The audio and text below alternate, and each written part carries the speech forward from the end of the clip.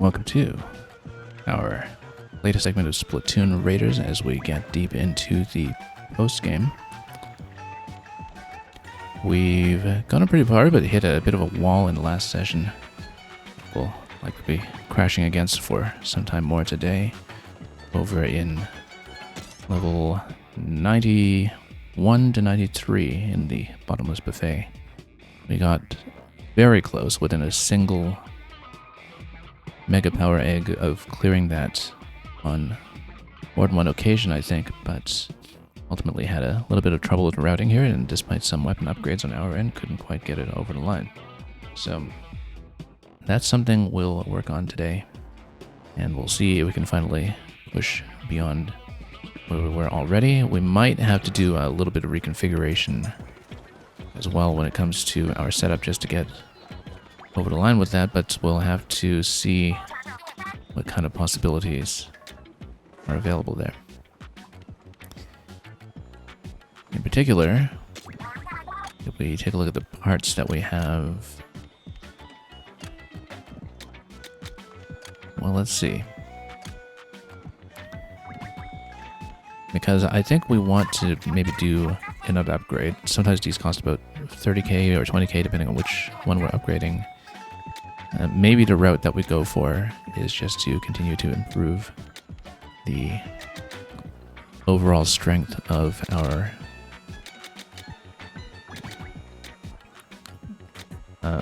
gadgets instead of just going for the main weapon damage, because that would wind up being something that has a more immediate benefit when it comes to being cost efficient for the percentage return that we're getting. We were tinkering around with this a little bit too in terms of whether we'd rather go with the fall distance bonus or the emergency damage. I think we had a few adjustments that didn't seem to make an impact either way, and we were actually kind of regressing in the previous stream as well.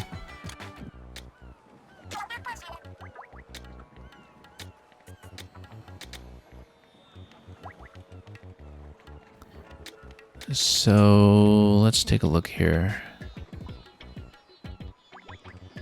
If there's anything that's kind of a natural candidate, like a 4-star that we definitely know we're using. Was lines up something that was on the upgrade list? Let's see.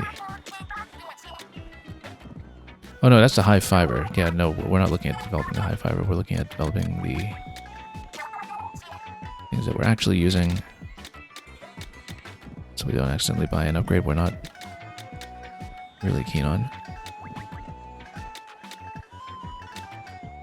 Just trying to see if there's some improvement that we can make here. Out of that, we'll have to just run it again and stack up until 30k and upgrade something bigger instead. Now, double trouble.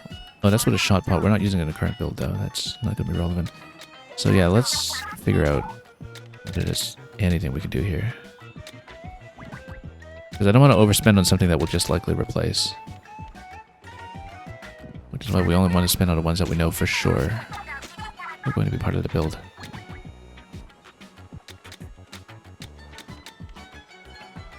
Because if they just get displaced by a 5-star, then we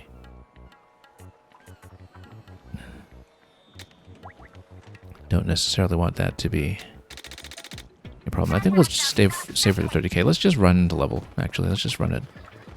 Get warmed up with it.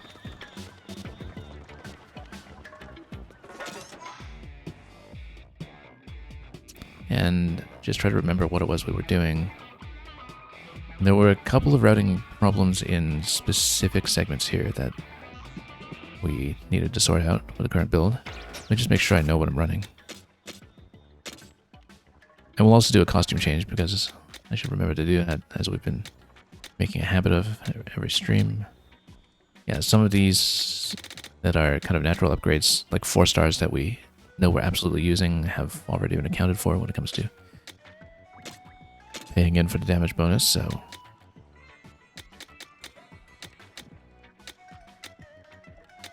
we'll see about some of this. I think we kind of upgraded both these already, yeah. The spotlights. Blast Boots, I don't think we really have had a major damage upgrade on it, apart from the damage surge here. That might be something to look at. Maybe even taking off the cooldown reduction in favor of something else. But let's just run this setup for the time being. I was thinking of changing this up if we have too many routing problems when it comes to collecting the eggs on time, but we'll have to adjust accordingly.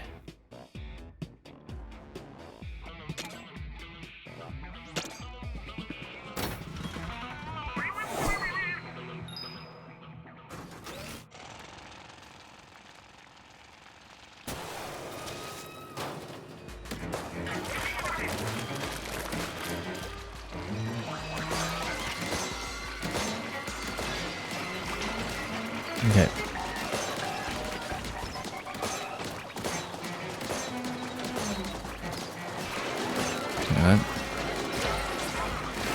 Okay, this is already kind of a mess. Not using my gadgets properly. Yeah, it is already a mess, so we need to remember how to play this game. Hang on. Going for the freeze break everywhere, that's the idea. But the long line steel eel was zoning us out like crazy last time, and we had huge problems dealing with it. Because it twists around in such a way that obstructs its own tail, and I can't see its tail, and that's been a huge issue here. Moz. Yeah, this is a disaster run. Let's just redo from scratch. And try to remember how to play this setup again.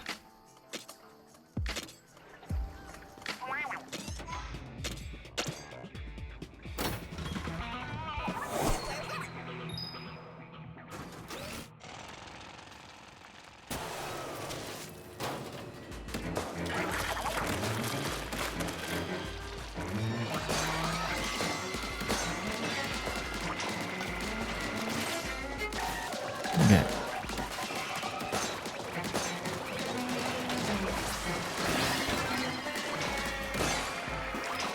Okay, here's the long line. There's a big stack over there too. Let's take the big stack first, actually. Maybe that's a little more effective, then we don't get zapped by it while we're dealing with the long line.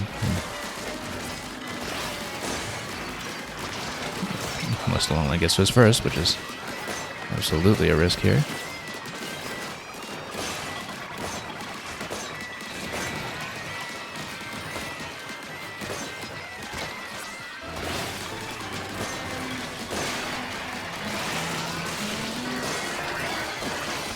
Okay, that significantly improves our fortunes. At least it seems so until there's flyfish here to contend with as well. We need to be using our abilities on cooldown much more often than we are, I think.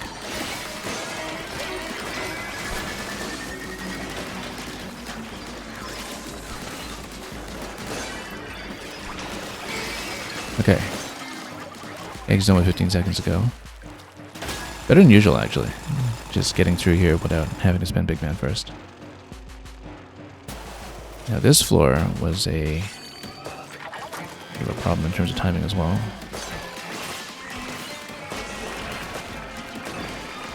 Okay, let's get over here and we'll try to stomp everything as we can. Probably want to use big man to get some clearing done as well. The big flyfish is done.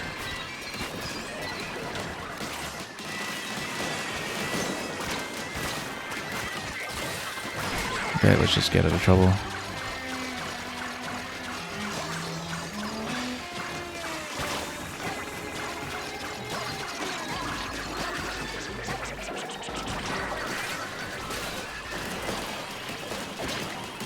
No, big man didn't really collect very much for us there. We should be doing a lot better.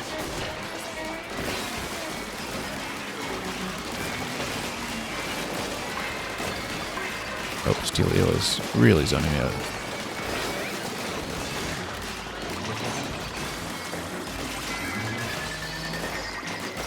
Seconds to deal with this though. We might be able to do it. We just hit the targets. There we go. 12 seconds remain. Okay, now floor 93 we have never beaten because of time. We do tend to run out of time on this level, and we've definitely had some efficiency issues when it comes to the collection on it. Let's ferment this one right away and just get it done while we can. Squeeze out everything around it as well. And try for the this one up here,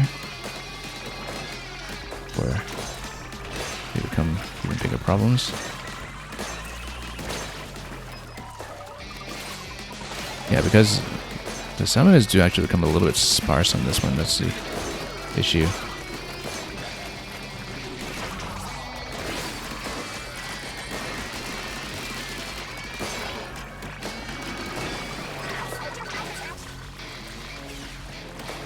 Okay.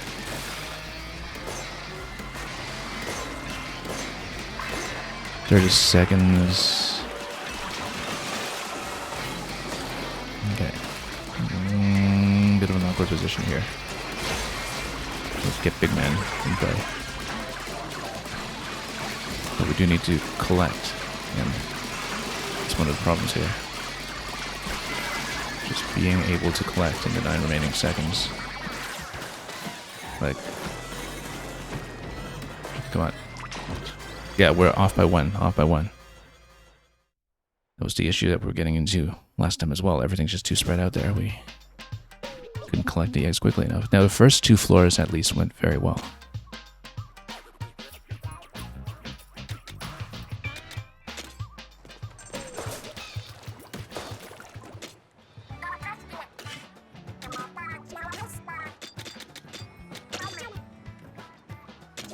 Now, this isn't going to be quite over the line yet for the 30k that we need for some of the biggest upgrades. So let's just run it again. This setup is clearly viable. We were actually making good time on the first 2 waves that time, just from getting the big guys down quickly and not taking as much incoming damage. But there are many things here we can do better.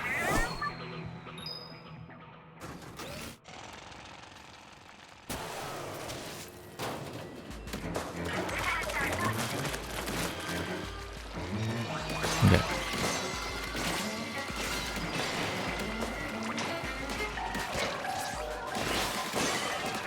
Yeah, it was kind of an unfortunate trip here, but let's see what we can do. This is where the long line becomes a problem. Wasn't there a big stack here as well? Oh, yeah, you see, he's just had to run right into me here. We're just trying to find a tail, and it's really quite difficult to get that tail down without it just turning around and running into you directly. Okay, got it down. Finally.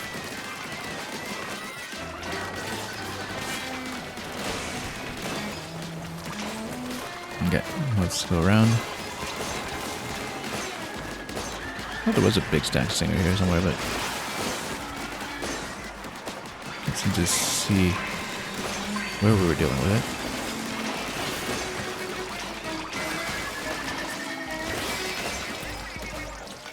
Okay, made really good time. Why was it we were doing so poorly yesterday then? I mean, we still had time trouble on the last wave. That's still an issue here, but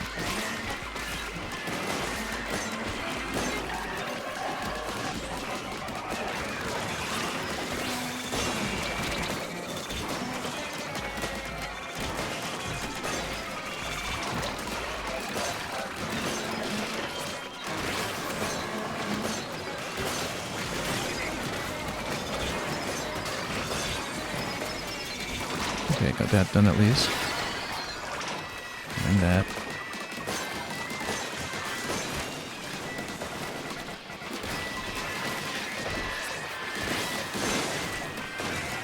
A bunch of those at once, that's great.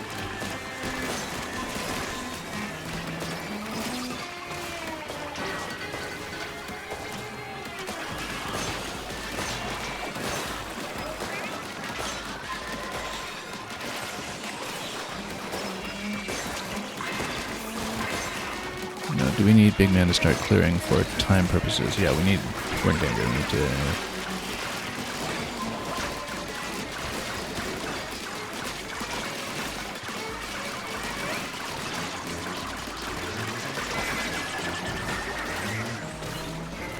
Uh-oh. Time trouble.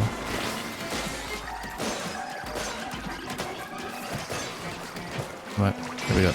Just barely over. Yeah, you really do need to prioritize the boss targets when you can find them.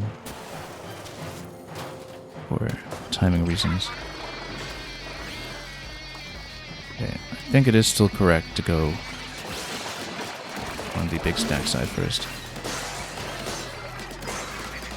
And draw a whole bunch of them in for the meteor splash.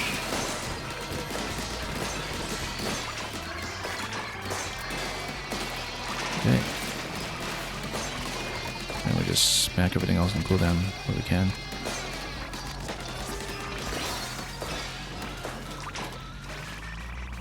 Okay.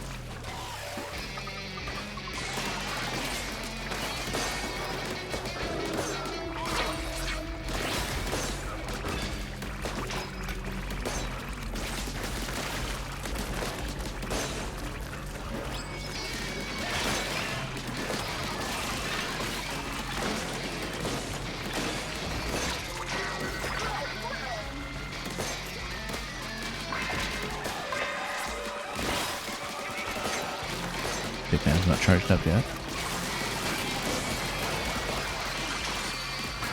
I think we go from now and go aggressively to chase up the ramp.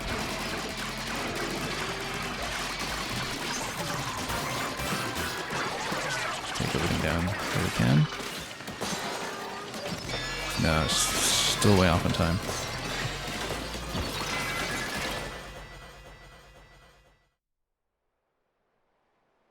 Just not clearing it fast enough.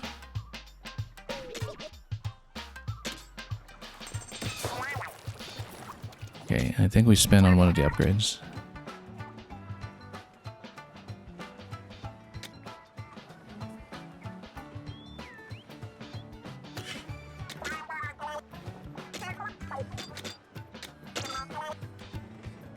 Also, I totally forgot to do the costume change. Maybe that'll make all the difference. I was talking about that earlier as well.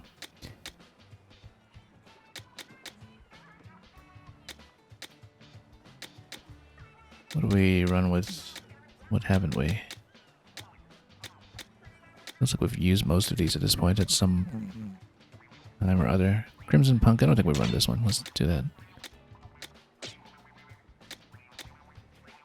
I don't think we got that until last time when I upgraded the Icebreaker.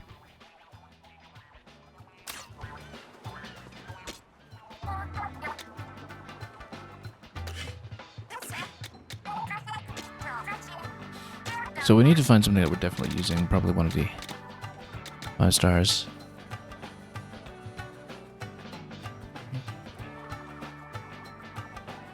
We can stack the meteor mitts, which already has few bonuses, or we can go blast boots. Depending on what we're going to rotate a point to after we file the upgrade. Yeah, because we upgrade to freeze on this one. Then do we have a point that we can just use for some minor infinitesimal improvements?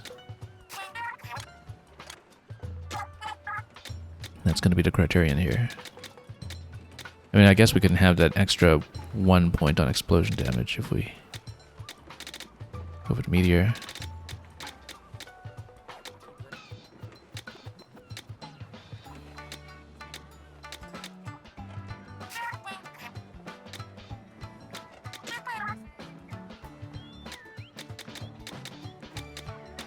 For the splatlights. Yeah, hard to tell. I think, given what we're looking at here, depending on whether we want to maybe switch from all distance back to emergency, and then we can add another 2 points for something else. Like added explosions, for instance. And it makes sense to maybe take an additional point on this. Let's do it.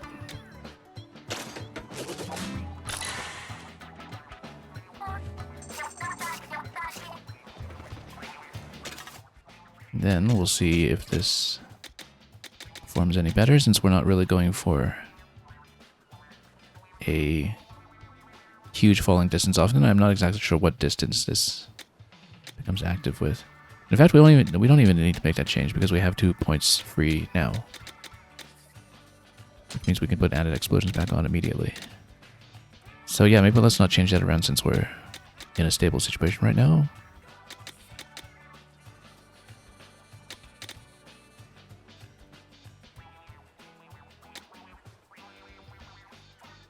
Oh, because we actually took the freeze down yet another point, it seems. Or did we? That's it down to 6. Oh, no, because upgrading it actually knocked it down from 8 to 6 immediately. Okay, I didn't realize. It's bigger than I thought. Okay, let's go back here then. Maybe this will make a difference.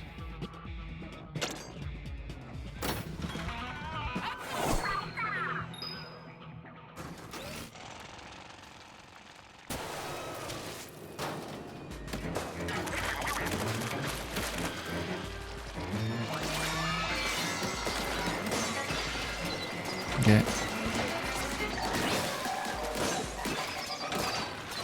Oh, didn't catch this before too long. Oh, the long line just gets in the way. So hard to dodge that thing. Now, we might still be fine in terms of time, just given how well we were doing for time before in this level, but no. Can't necessarily rely on that.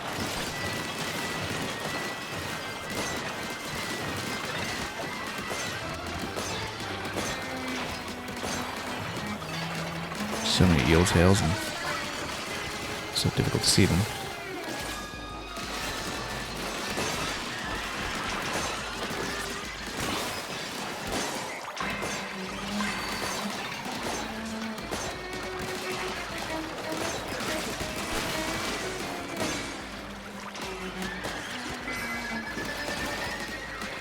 Okay.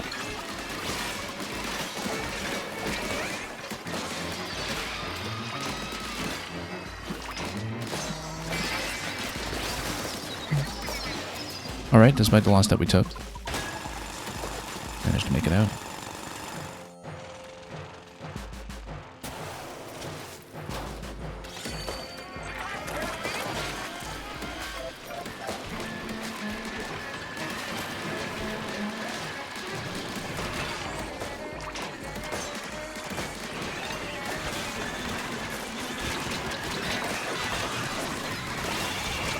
No, I was trying to activate Big Man in that situation. We kind of missed.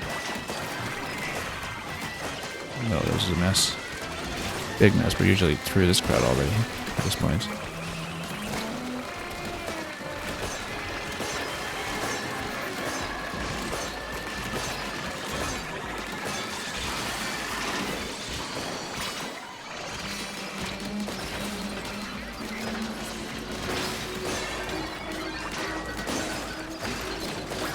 We need Big Man, and we need him now.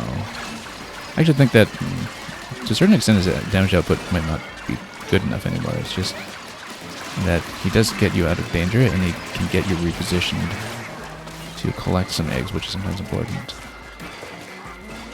But maybe Big Man is no longer the answer here.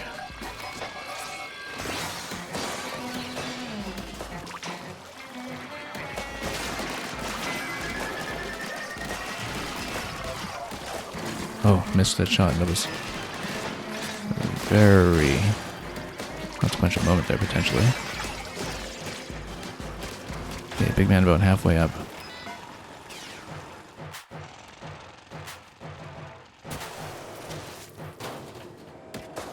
Oh, that was a big miss. Accidentally spun too far in the camera. Whoa, that was terrible. Jumped straight off. Well, that loses so much time, and it's also raid fail. That was a terrible way to go. Just stood too close when we made a jump.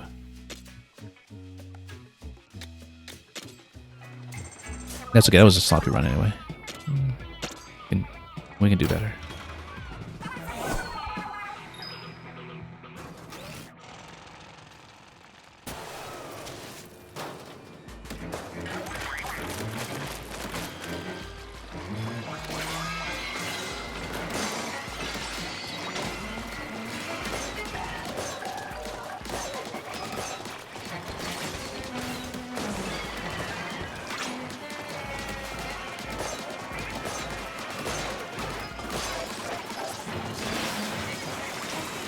Kind of squandered that.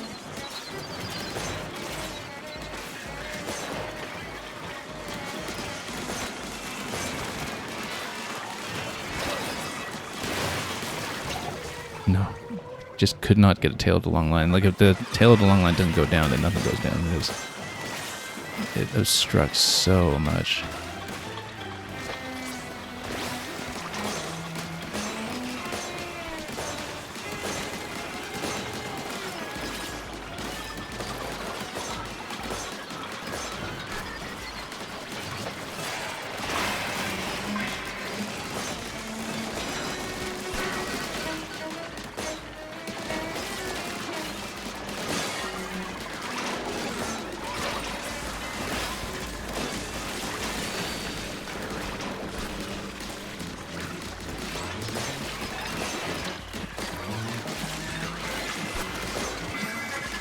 That was really kind of disastrous, actually. Yeah, too much time lost to just losing.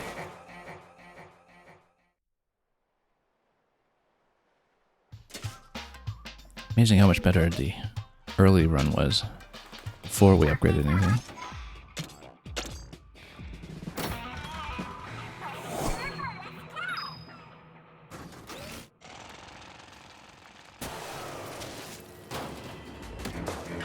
Let's actually rev this properly this time.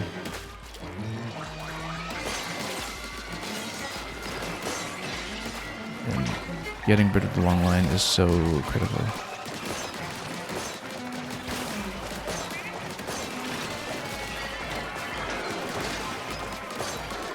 Here it comes. Find the tail.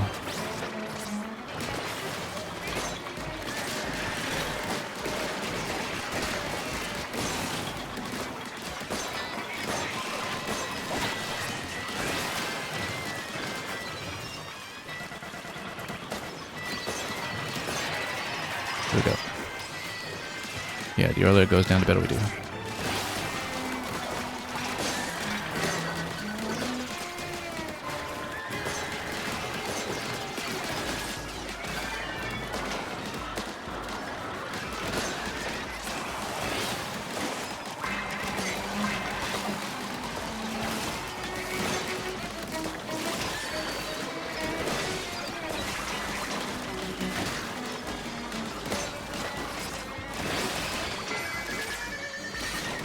Got knocked off the edge there, but luckily I had the boots available too. It's right back.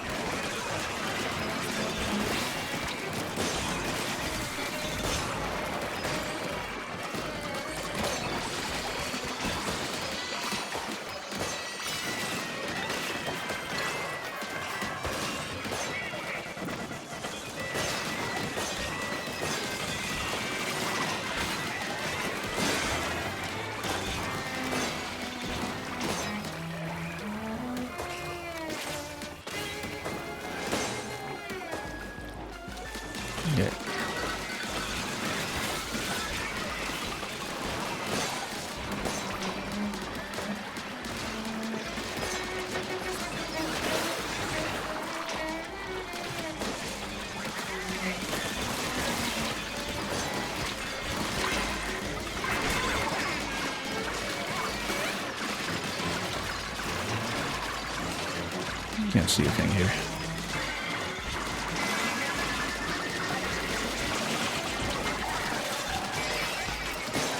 Okay.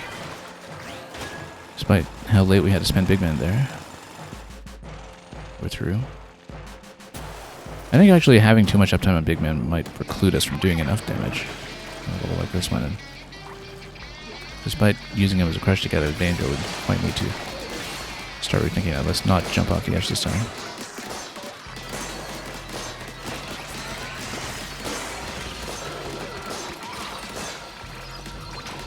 Okay. Nope. I was trying to jump out. It's too critical mistake, I think.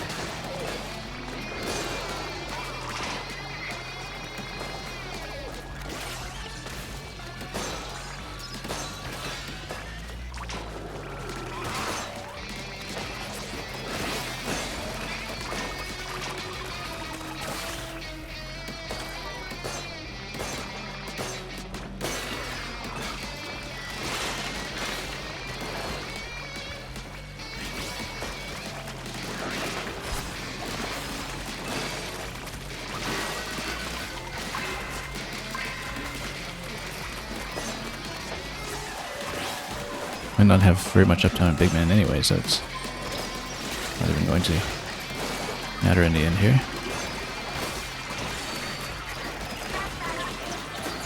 Yeah, let's actually go without him. I mean, unless we're in danger, in which case we actually do have to use him.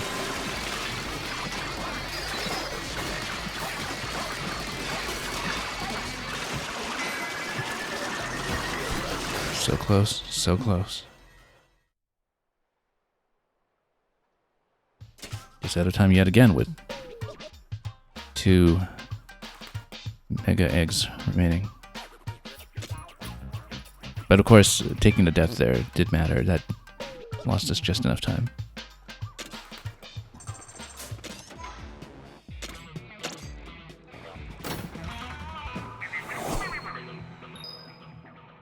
But yeah, the time requirement on that just isn't joking, considering how sparse some of the boss summoners get at a certain time in that level.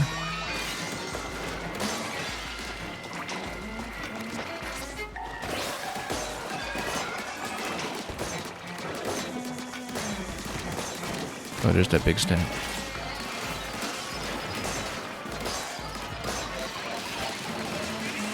Well,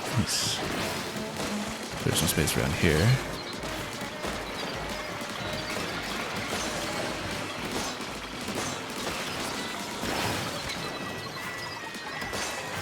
About long line is that it does obstruct Meteor.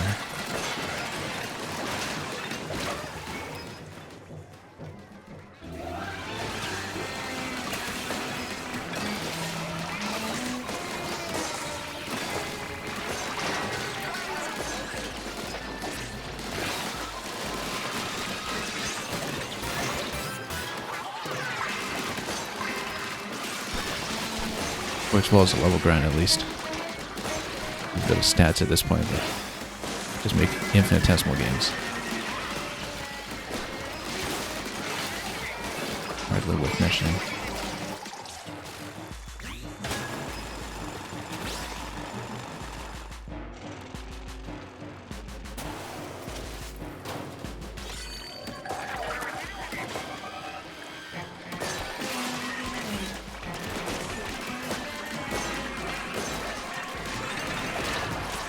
How did I miss that? Didn't manage to take the big shot down. Okay, just use this now.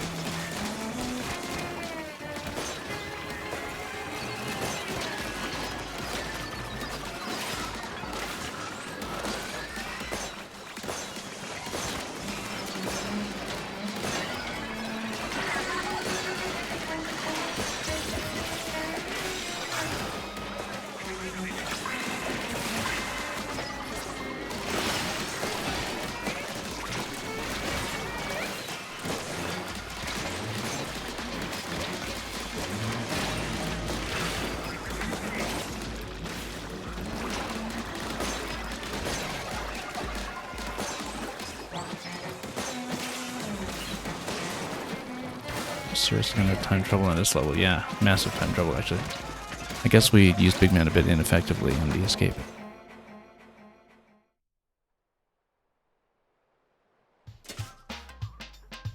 We might have to try running this without Big Man as a safety valve, because he's just precluding too much player damage. And that's been a big problem here.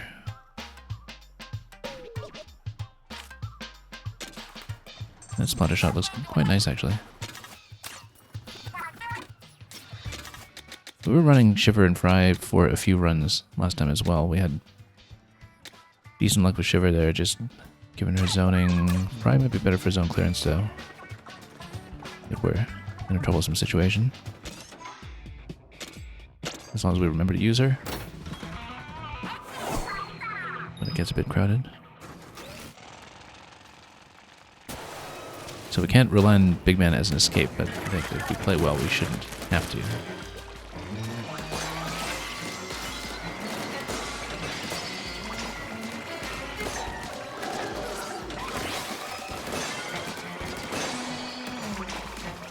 Okay, so now we have to go the long line in just a moment here. Oh, there it is.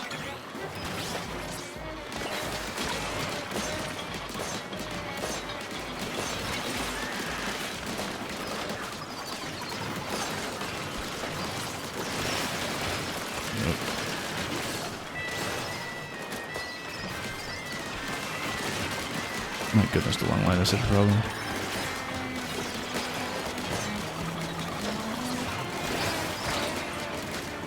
Just a massive problem. If you don't get it down, it just does not go down. It just does not go away.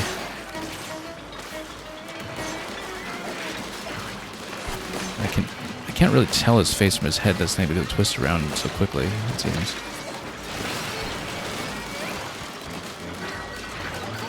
And you see, yeah, if you don't get rid of the long line right away, then it just tails you the entire level, and then nothing gets done.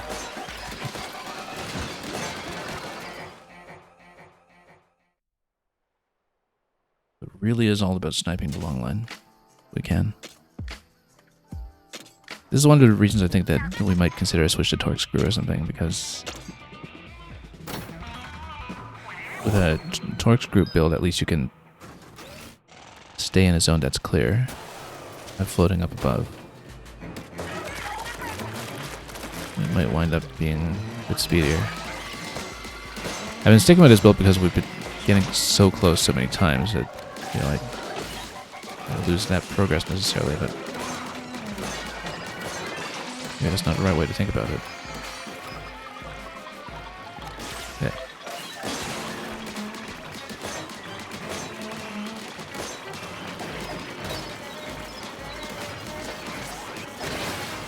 Yeah, the thing about Meteor is that it's a little too slow to get around long line as well.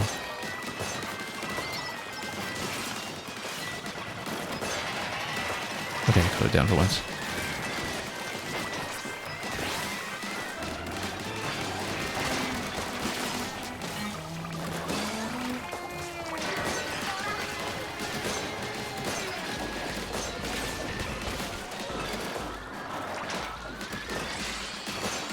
Yeah, because we get Fry charged up for the beginning of next wave, then we can get that Flyfish section down quickly.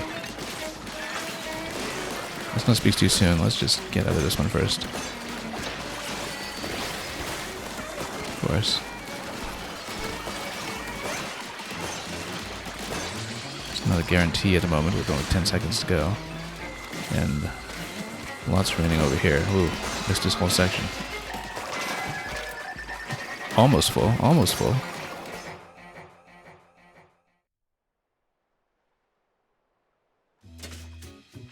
Okay, we did speak too soon. Lost too much time. Again, the long line was obstructing everything. We're still not getting it down fast enough.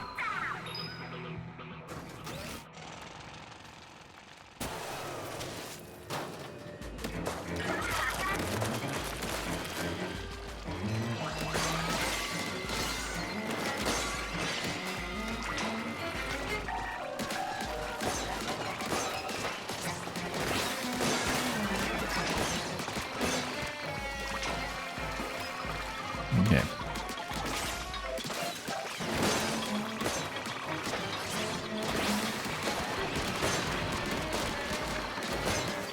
Let's get the stingers down.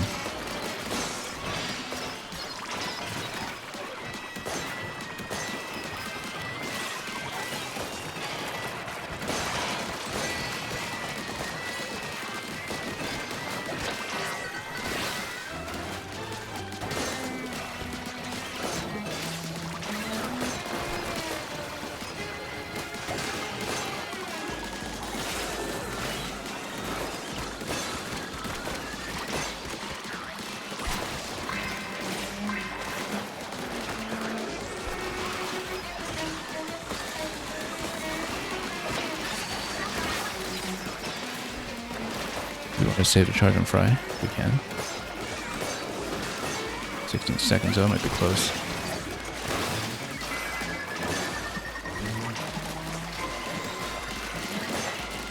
Seconds, give me something. Give me something to work with. Here we go. 3 seconds remaining. Yeah, that's too tight.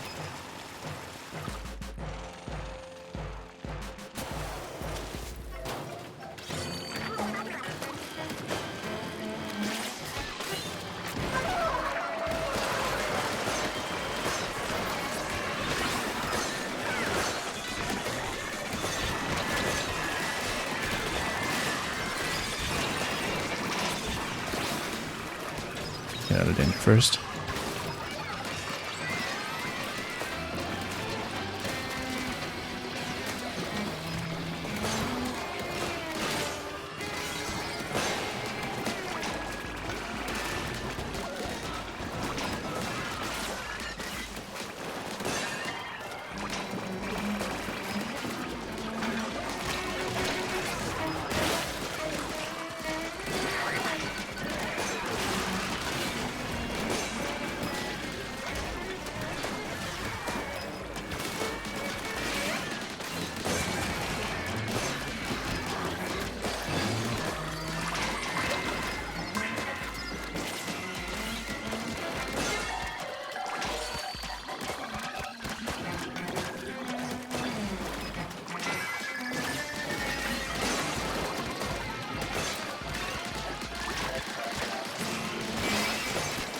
Okay. Good time. And fry's still available. So the question on this one is how quickly do we use her?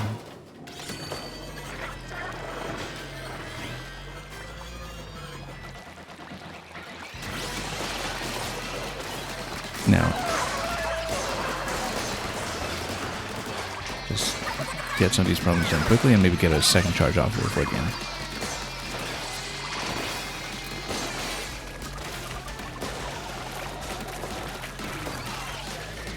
Ideally, we get a second charge off of Ryan.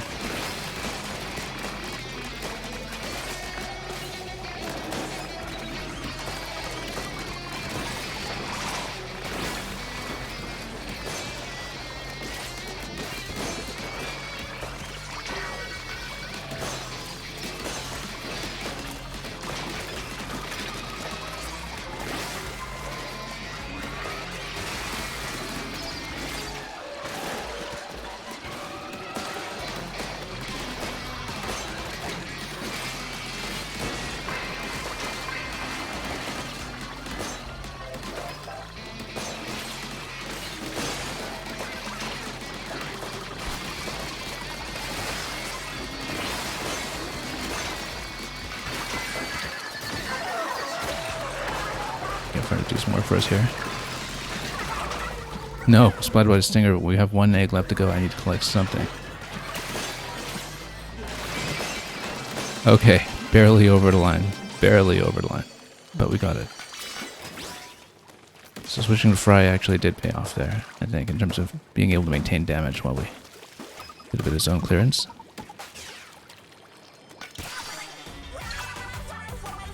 That came far too close.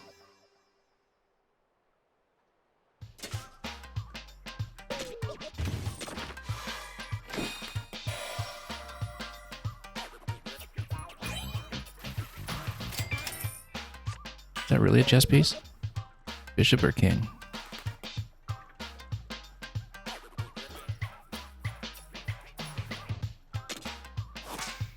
Anyway, that improves gadget recovery fly. We had been using it with the tactics builds, in particular in conjunction with torque screw.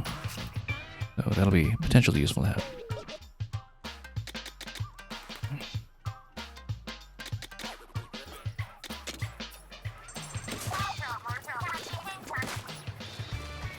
Okay, I'm gonna switch back to Big Man for the next one, although we'll see if it's also going to be a potential damage issue.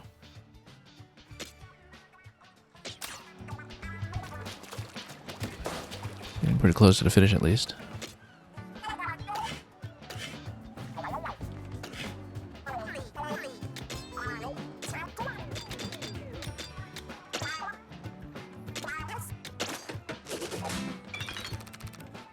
And we'll keep some of this cash in the bank, although we'll decide based on what we're doing and how we're doing whether to spend those on part upgrades or weapon upgrades. Let's keep diving. Well, after that previous one, how bad could it possibly be? 94 to 96.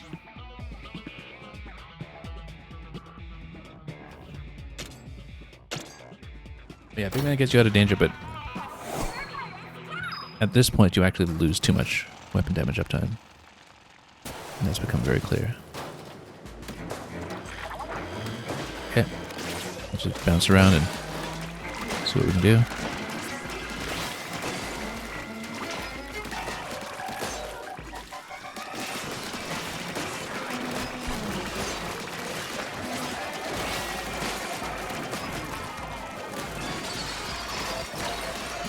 Oh, in danger already. That's not great.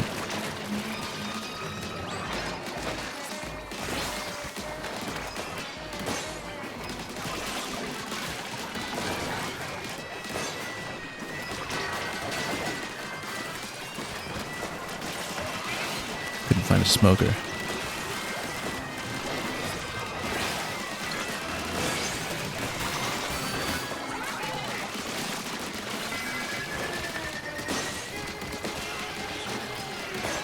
Yeah, enemy density is helpful. Enemy sparsity was in conjunction with things like the long line positioning in the last level, you know, getting us into tons of trouble. But yeah, look at how much time we have. We've got 30 seconds on this. Because when the enemies are actually packed together, it's very beneficial for us. We're going to go up top first to take out a long line.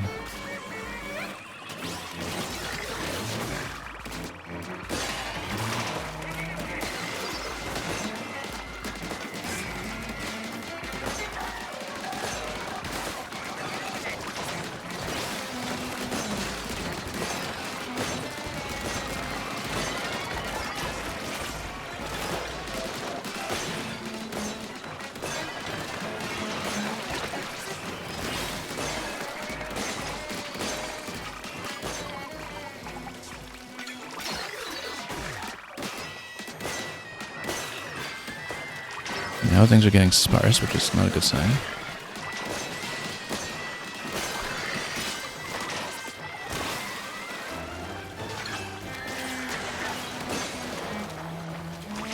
Yeah, because we need more enemies to be packed together. It's not a lot of time to deal with this.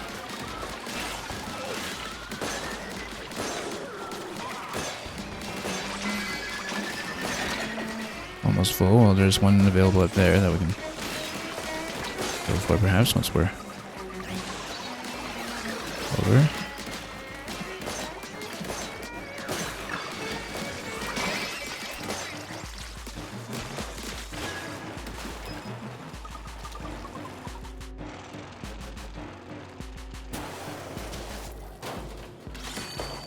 That's interesting that we start up here and then where is everything else? Here it is.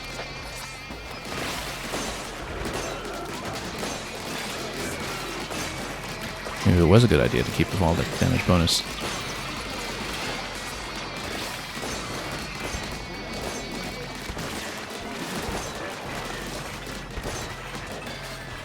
Oh, very tanky. Okay, let's go around. Just get Big Man to reposition me out of danger. And hopefully not lose too much damage. plan on doing so.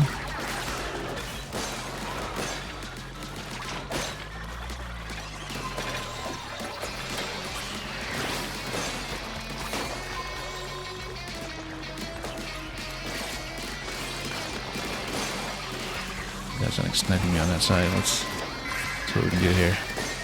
30 seconds left. I think we can probably do it as long as we don't take too many hits.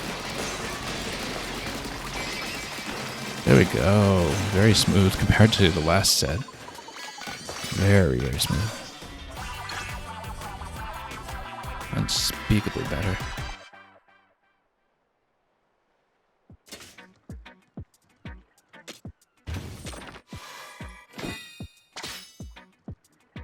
And look at that third one there. That looks interesting.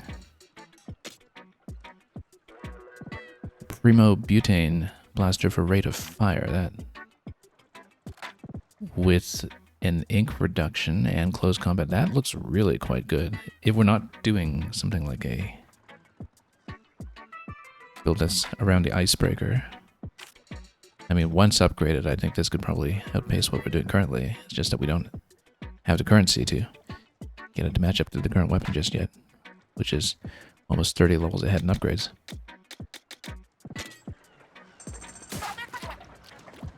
But with the fire rate on that one, it could end up being quite impactful.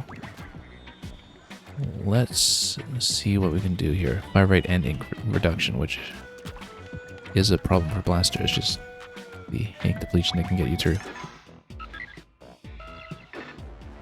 Okay, 97 to 99.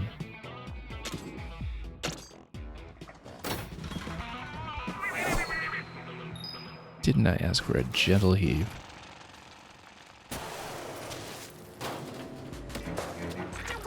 Okay.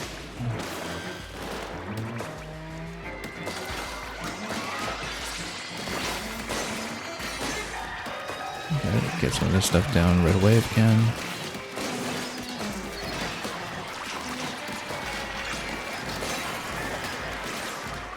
Whoa, fell off the edge. That's not great.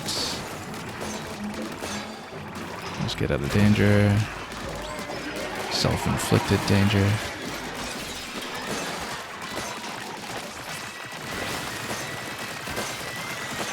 I don't mind the strong arms here. Yeah, the strong arms really hits hard.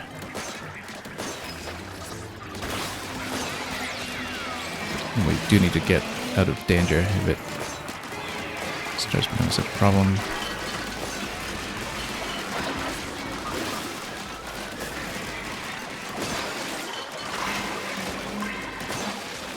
Okay, that's huge.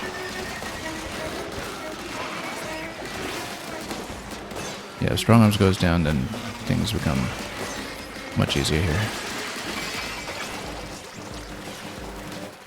About 17 seconds remaining.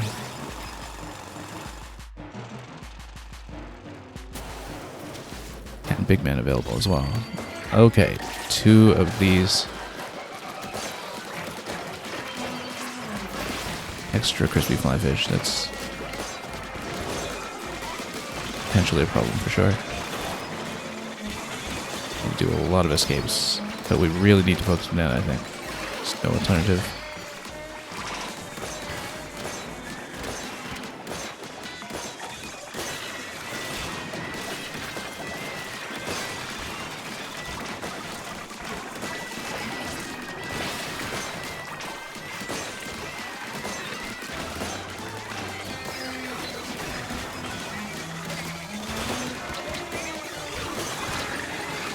Okay. Let's get big man up. Yeah, if enemies are packed together, big man is still good. Because then we can just get out of the mess a little bit. How do we not take out that other fly fish after all of this time? Oops, 20 seconds to get the last egg in a bit. That's something we should be able to do, but there we go. Forgot about that one loss.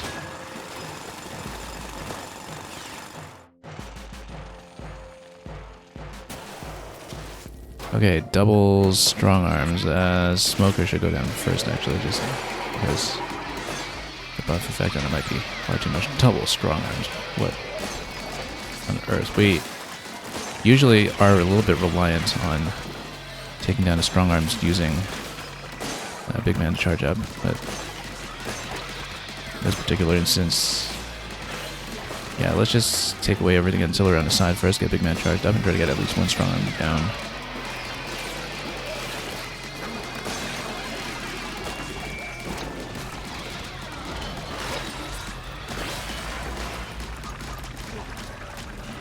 Get charged up. Oh no. Hit by Drizzler, that's unfortunate.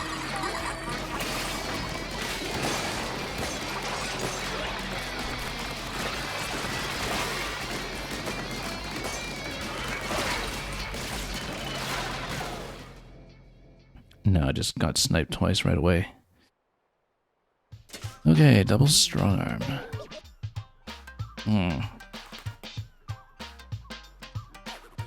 Again, if it's just a matter of having enough damage outputs, we may eventually want to switch out a big man for that, but let's see.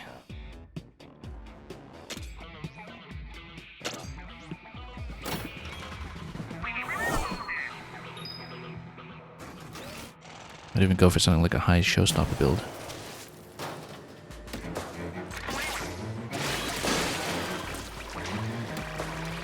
Okay, this area was not too bad.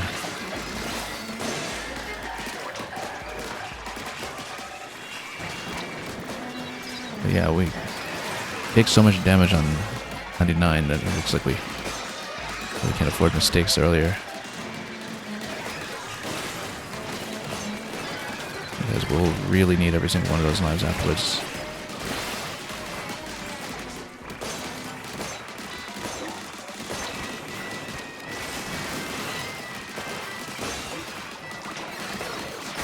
Well, that's above here. That was unfortunate.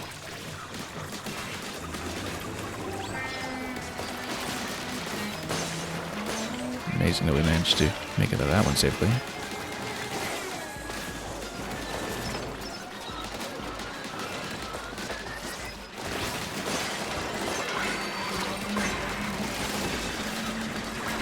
Let's just get Big Man to rescue us here.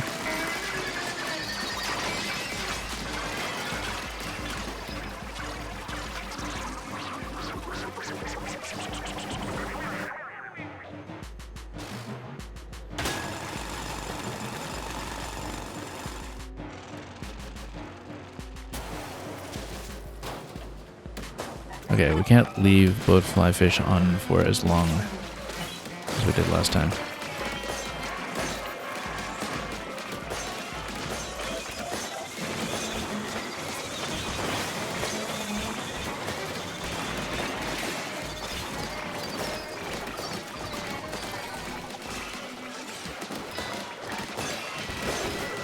I have to go for the other one and really prioritize it, I think. Whoops. Otherwise that happens. It's all the way out here, no wonder.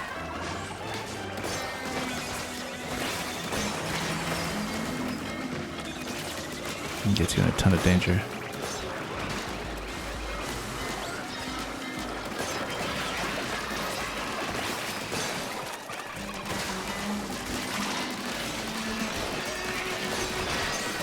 Unfortunately, taking a loss this early does potentially compromise the next floor.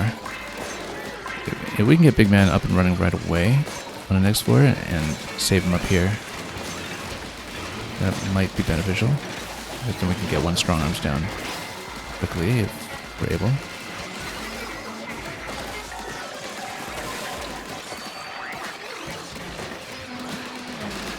Assuming we can get enough eggs out of here, which is not certain yet. We're actually a little behind. With a few seconds remaining. No, we're not going to make it.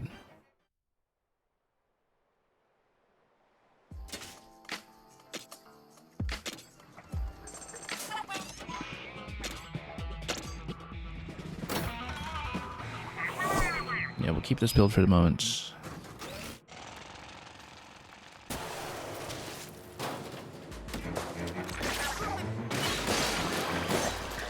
Essentially, we're too invested in it to build anything else. Oh, kind of squandered that one. Too far out of the range.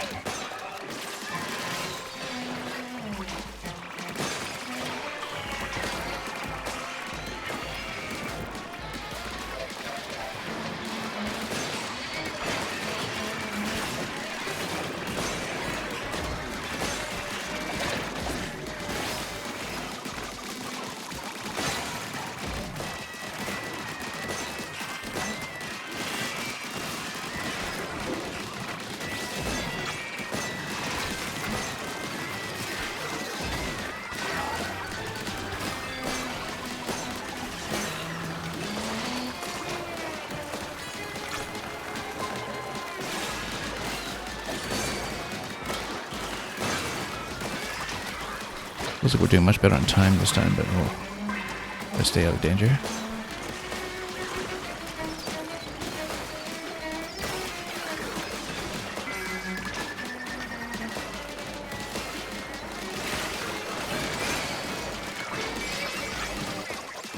Okay, 15 seconds remain. That was pretty good.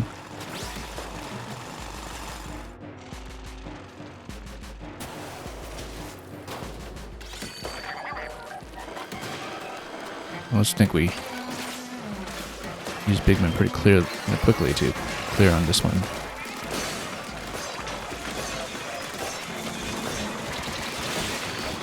Particularly because we're in danger. Let's just drive around and mop up what we can. And head towards the other fly fish.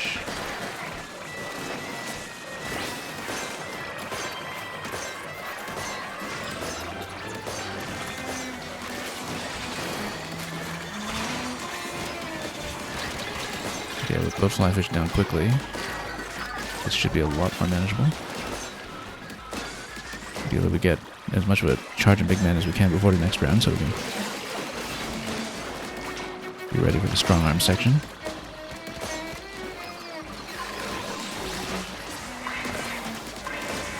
That's assuming we get there quickly enough, of course. Get a little line here.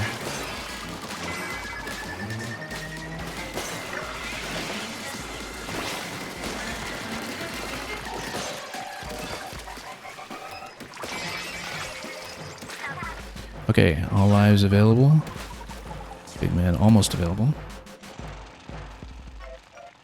We can really burn down one of the strong arms first and good business. Okay. Freeze it first. And then see if we can just muzzle into it here. Just break its arms. There we go. One down. Let's not die to the other one. Oh. Get out of danger if we can.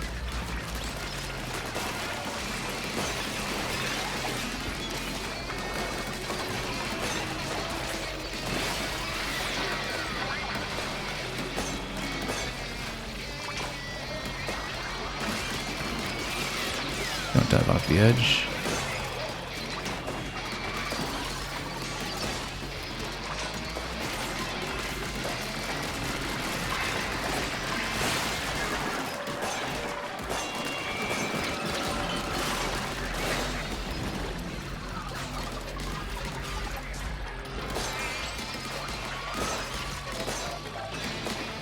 "16 seconds. I think we'll have some time issues here if we don't get the strong arms down.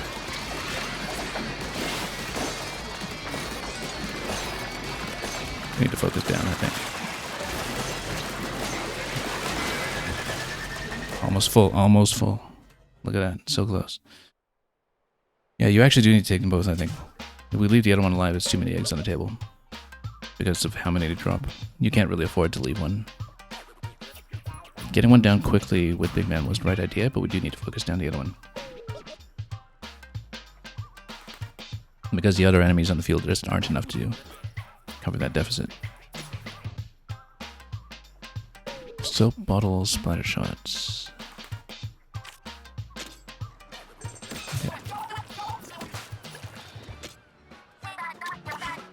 do some scrapping first.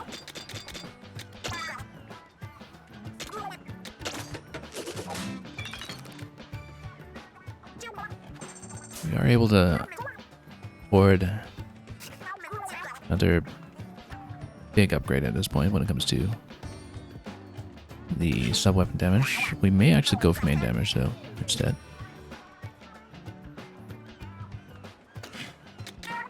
Unless there's a very clear bonus that we're going for. By shedding an additional point. I have to remember, when you do upgrade the 5-star ones, you actually save 2 points.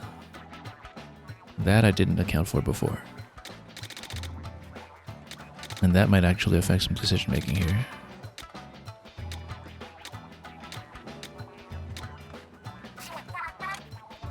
Because, for instance, if we can save 2 points on the blast boots, where would we put that?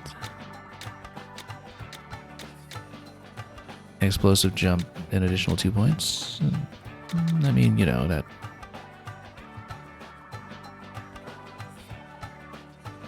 might be helpful.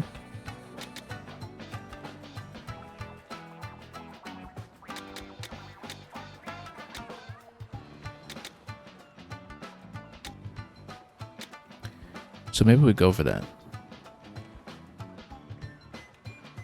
Get slightly faster clears off of it.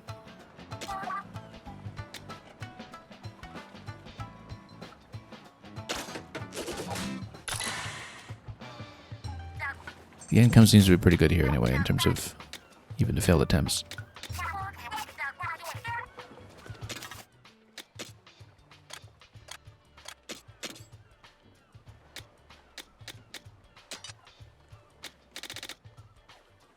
Okay.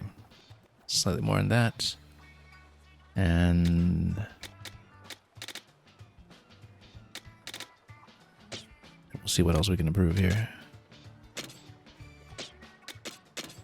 These are all at 40.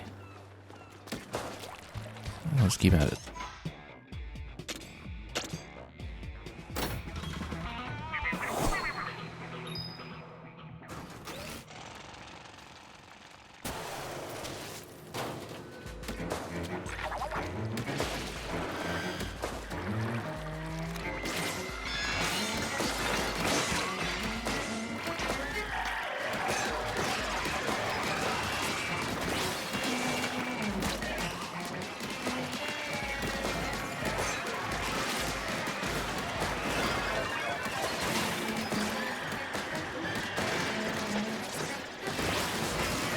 Whoop, they turn around just a little too soon. The scrappers here.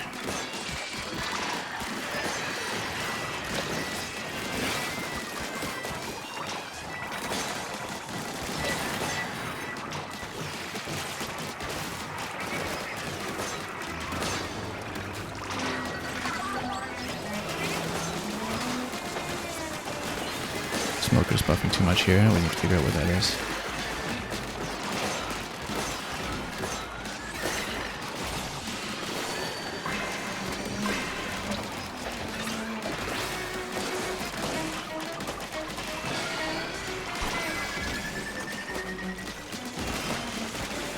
Two more in the next 20 seconds. Let's go to Smoker. Let's do it.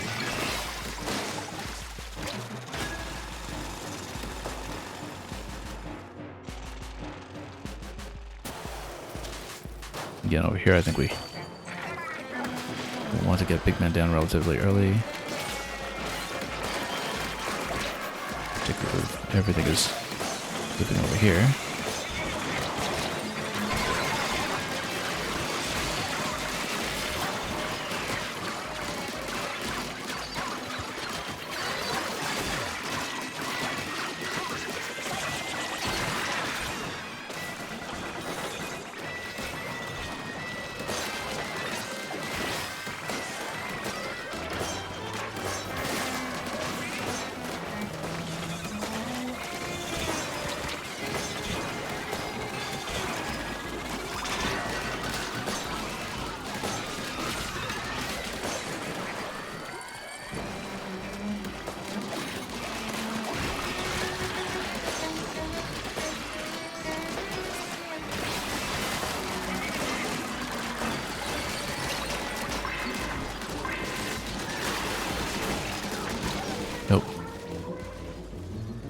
potentially a big problem here.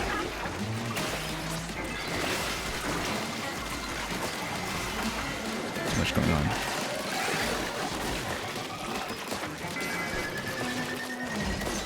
No, 11 seconds. I don't think we'll get it.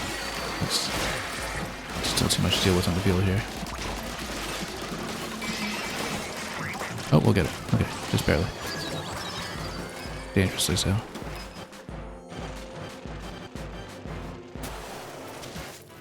Okay. Big man's available right away. I think we do have to take advantage of that.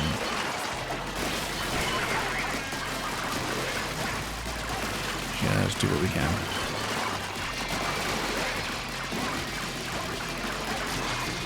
Okay. Taking down quickly.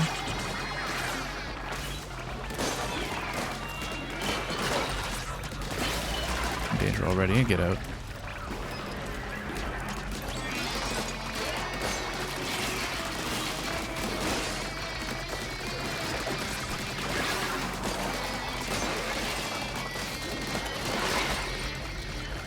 Yeah, too much going on. Get out of danger.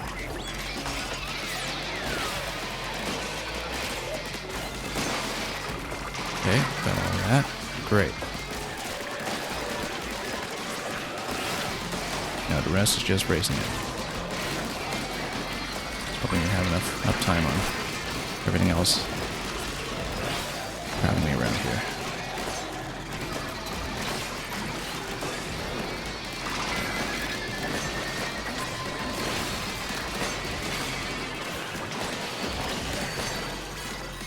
We have Big Man. 11 seconds. Oh, rig's full. We got it. We got it. That's 99 down.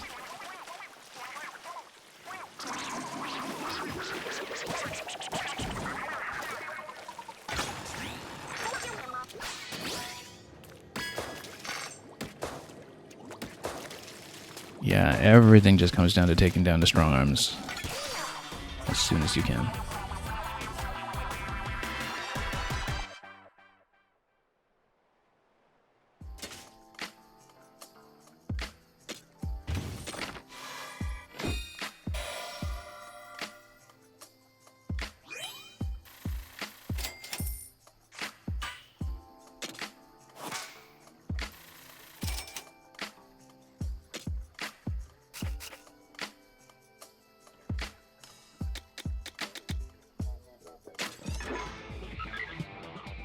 Okay, here's the fabled 100.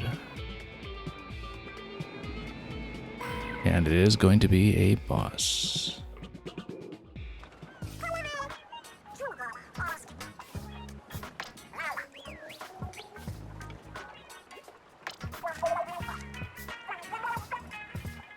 Well, we know at the very least there is a costume tied to this one. Also, this is not the last thing that is on our checklist because we still have to take care of that small fry den.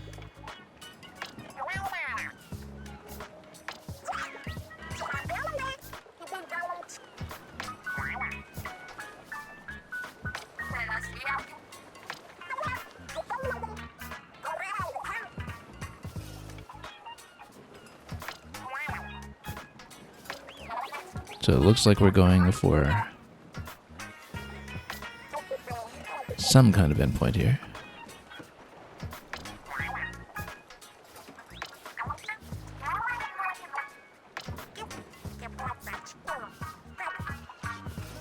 Fry wants snacks. Okay. So we can go for this directly. Or I can maybe double back to the small fry den first and end on a seeming ending. The problem with that being that the small fry den seemed way out of reach for what we were doing, but we've upgraded a lot. We previously were going for a much higher damage build. Maybe we can get something done here. Blaster isn't so great for a single target, that's the thing. Let's save this first.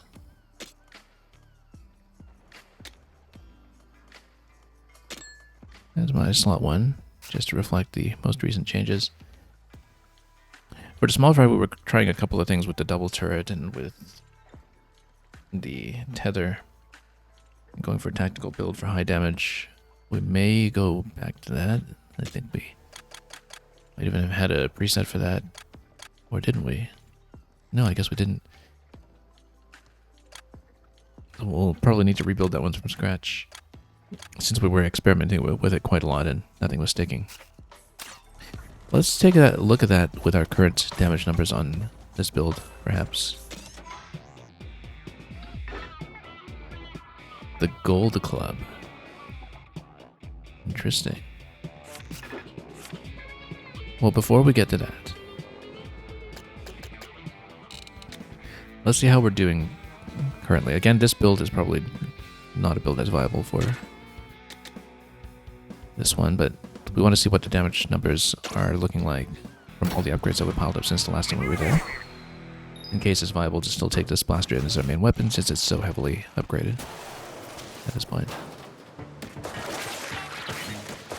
Again, the freeze break doesn't turn out to be too consequential here. We did get the 400k on it briefly, but I just need a big cooldown on it whenever possible. I think we can do it. I might have some ink issues here, though.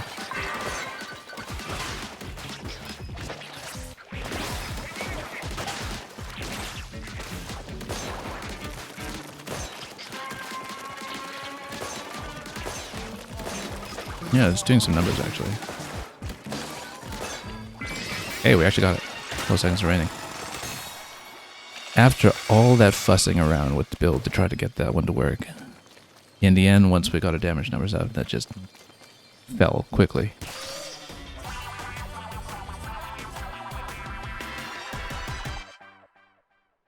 And I thought it was such a massive threat here, too. And in the end, our main build just gets it. Wonderful.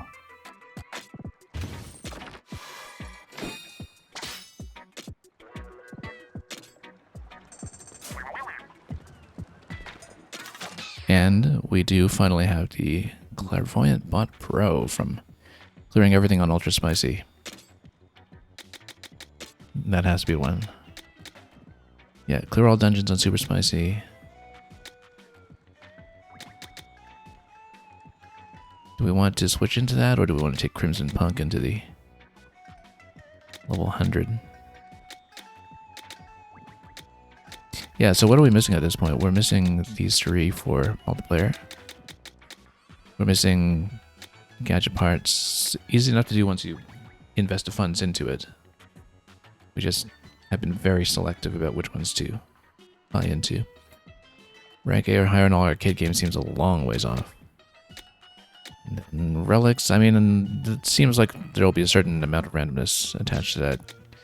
Given how many treasures you would need to pop to get all of these that remain upgraded to the full 3 out of 3 rating. So that looks like it's one that relies on you doing lots of post-game grinding with different weapons, different setups, etc. Maybe a multiplayer runs in the meantime. And of course the amiibo costumes. But after Super Spicy is out of the way, this is the next one we're going for. 100 floor in Bottomless Buffet. I think we keep the current setup. Let's see if we can make any more infinitesimal improvements going into that.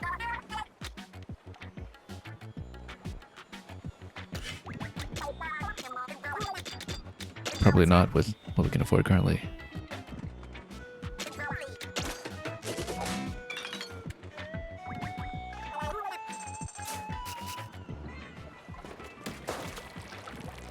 Anyway, let's see it.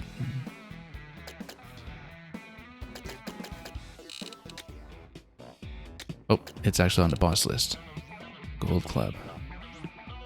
So I think we'll keep the current setup. It's better for mass fights, but the thing about it is that all of the bosses have had major ad phases where you need to collect power eggs, and this one might be no different. So how bad could it possibly be? And the thing is, if it's not something that's on a timer, that's much more to our benefit as well. Because the time limits were maybe the major issue with all of the harder bottomless buffet stages up to this point. The most difficult one, of course, being, whoops, that one on 91 to 93, which stuck us for such a long time before we cracked it today. The strength of numbers. Let's see how we do.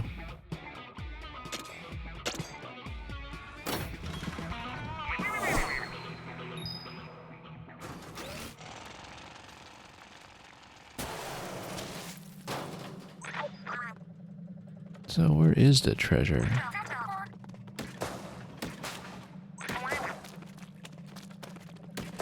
Okay. We get the gold salmon arc or something else that's a variant of it. Ooh, look at that. That's quite the haul. Okay, hopefully this is easier than Inner Agent 3 as far as extra bosses go.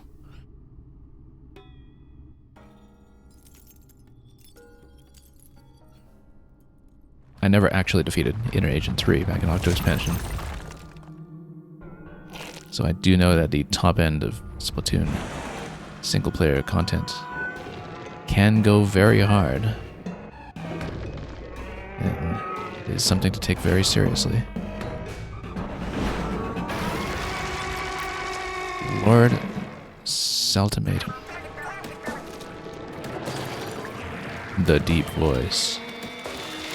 Well, let's see what the pattern here. Oh, wow, that's a lot of stuff already. Let's just get out of here. And avoid the attacks. Okay. We kind of poke it in the eye a little bit.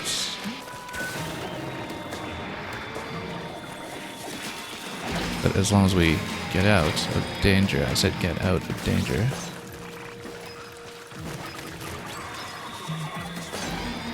Oh, we probably need to jump this with the bot, actually.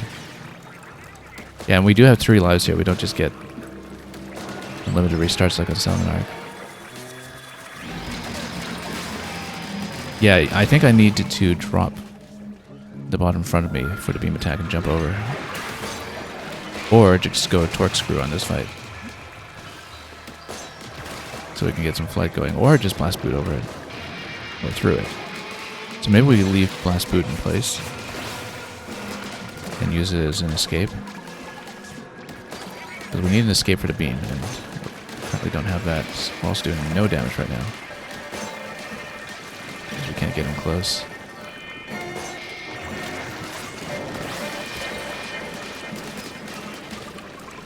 Get out of here.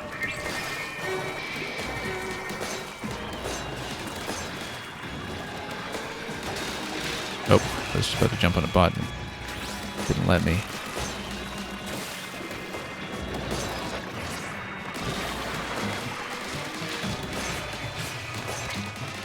Whoa, fell off the edge. Not great.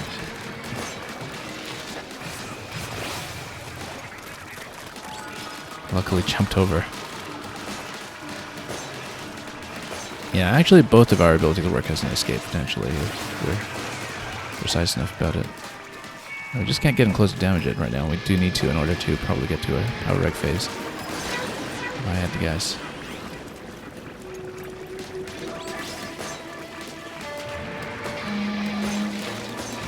Look, that's quite an accumulation over there. Let's get out of there.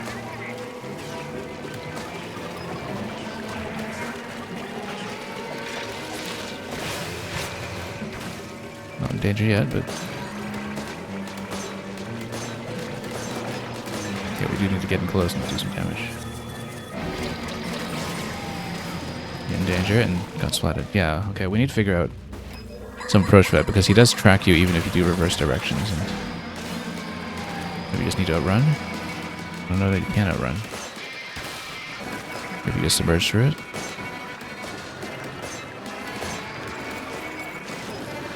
We don't have an answer for that attack yet, and if we don't, then we're not getting through this fight.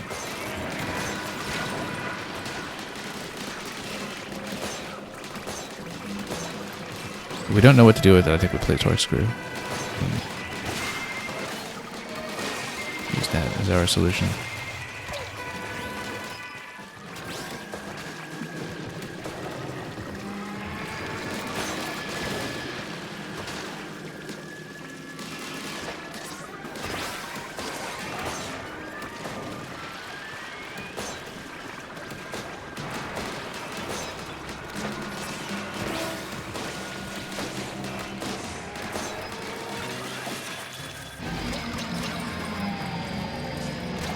No.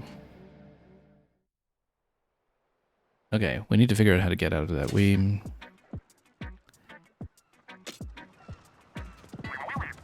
have to read the queue, drop the pot, run around it, or we can go torch screw.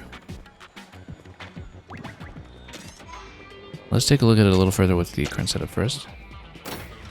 But we'll likely have to make some gadget changes. Because going for the mass freeze break that we currently have isn't actually what's effective.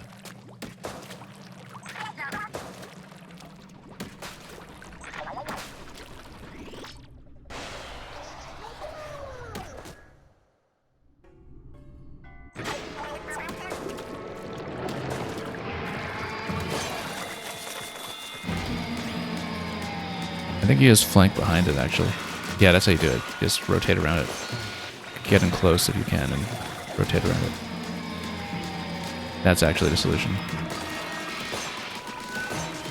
And so, if I'm out of position for it, we go blast boot around its side. Stay in close. And wrap around.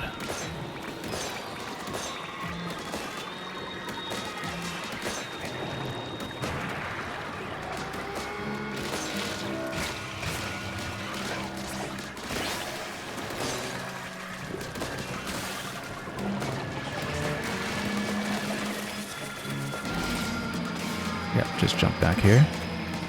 And, okay, we have an answer to that. That's good. Very important that we can just stay alive on this.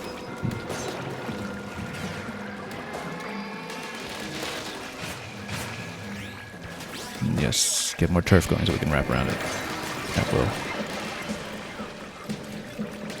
In danger, though.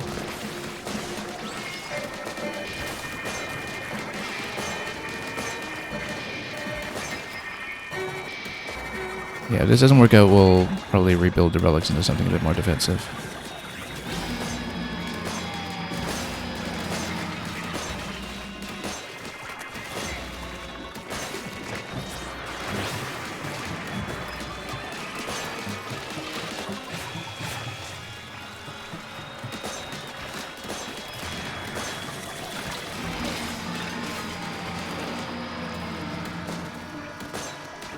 Yeah, we saved a blast boot for that attack and it just jumped towards its side. That's the way to handle it. Means we shouldn't go too far from it because otherwise we can't wrap around in the way desired.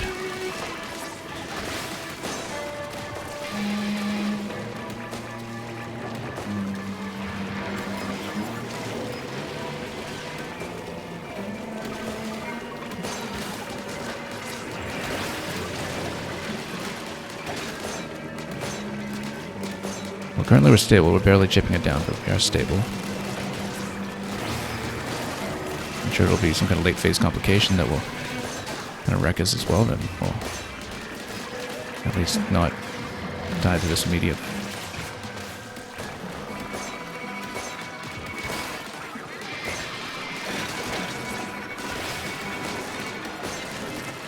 And we can clear the salmonid clusters pretty quickly. The current build, which is maybe in itself a reason to keep it. Yeah, just get around its side and then we're okay.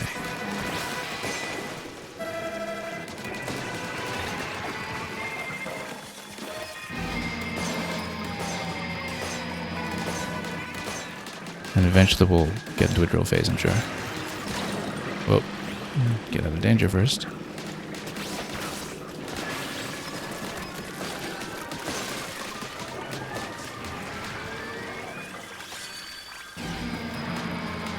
Just approach it like this. Great.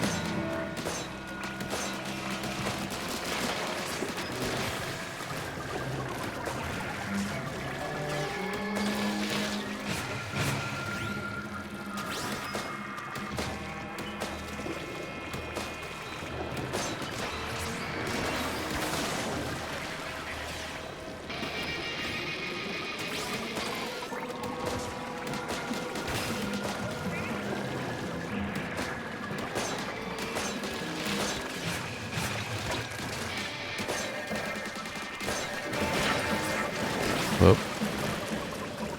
Did we save Big Man? I think we saved Big Man. We don't need him yet.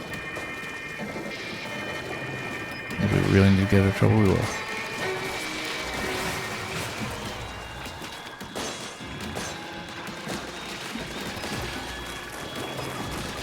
Looks like we're in for a pretty long fight, though. Just given how little damage I'm doing. Let's get some turf down.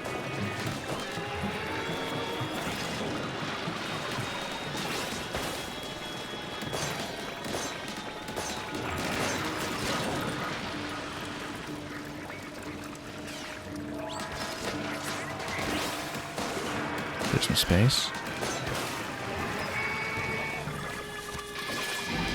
Go around.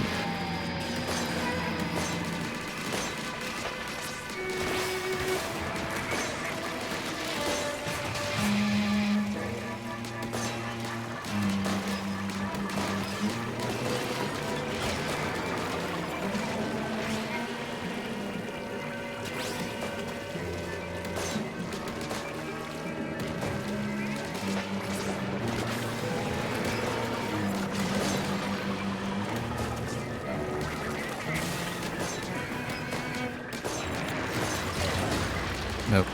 Trying to see if we can get a better vantage from the bot jump here. To see if there's a weak point up higher. Not one that I've found yet.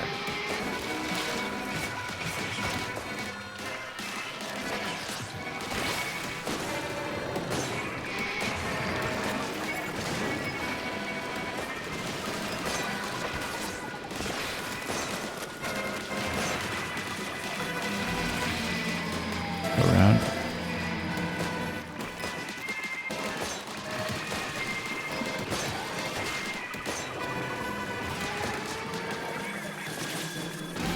Oh, nope, got caught this time. Get out with Big Man, yeah, there we go. Yeah, I was out of position.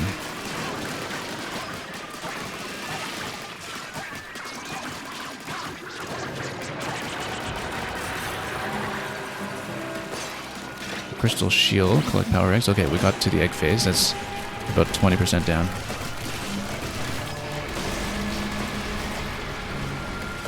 As long as we don't get mobbed by strong arms or something.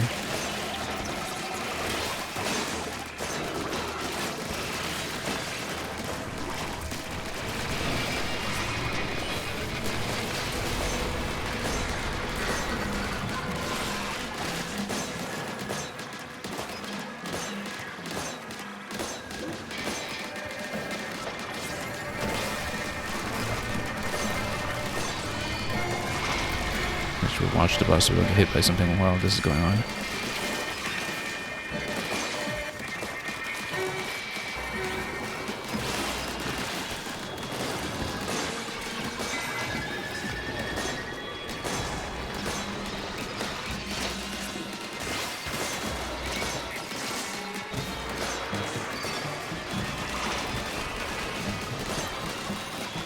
Maybe not a drill yet. Drill attack. There we go.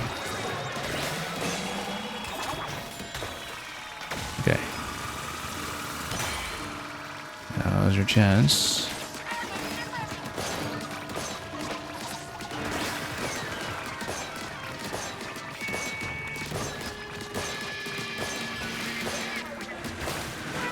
I don't know if there was a better weak point that we could have jumped towards, but...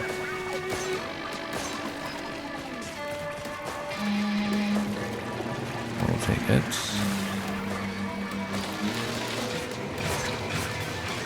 Ooh. Big man up. Just get out of danger. Well, we'll see if it gets much more complicated than I would expect it to after you're past 50% or something, but... For the moment, we don't look too far off. Oh, except I got sprayed there. Couldn't quite escape.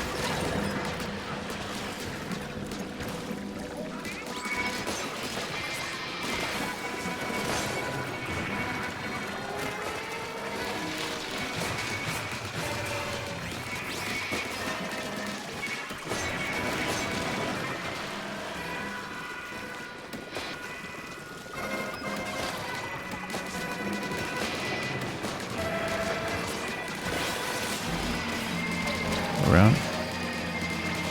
Narrowly out of danger.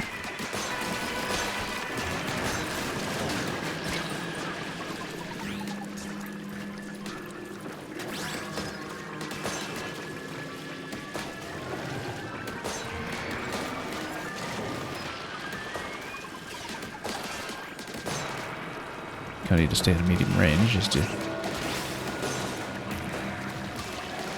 not get hit by too much.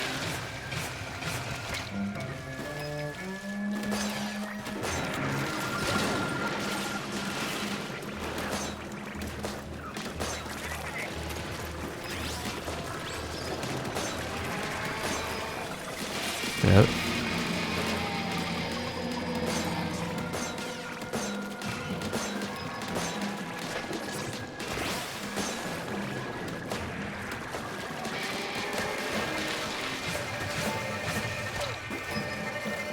Got chipped a little bit there, but make it out.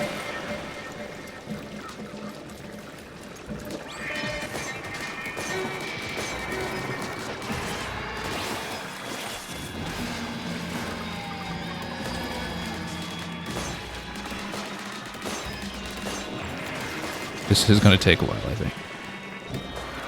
Judging by everything that we see right now. Maybe we could have done more damage in the weak point phase. Perhaps we didn't make the best use of that opportunity. But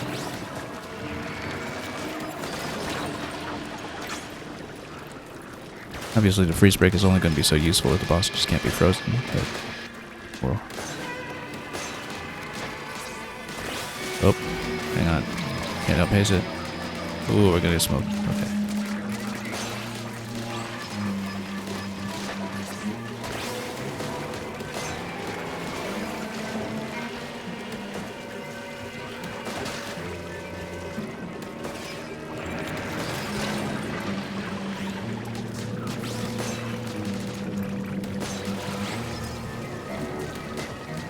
To get in there and pressure him a bit.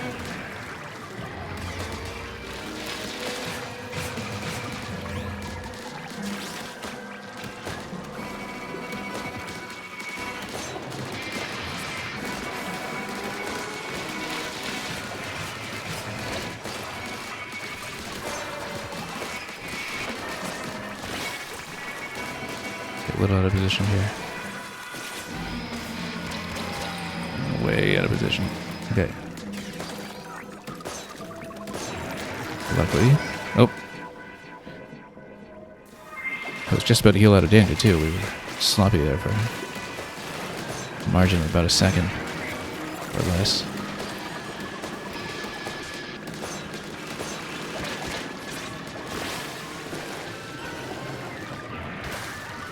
I think we need to make better use of bot.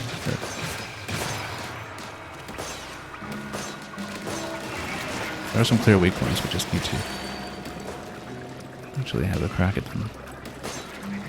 Save big man for emergencies.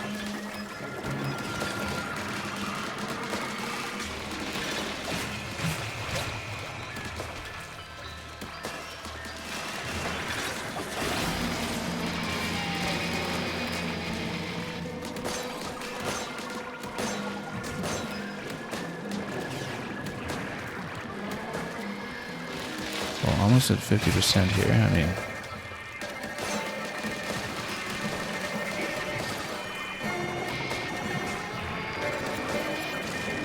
see how much more complicated it gets past that point. Would expect some kind of new attack pattern to deal with. It will take a very long time to see again if we should happen to fail.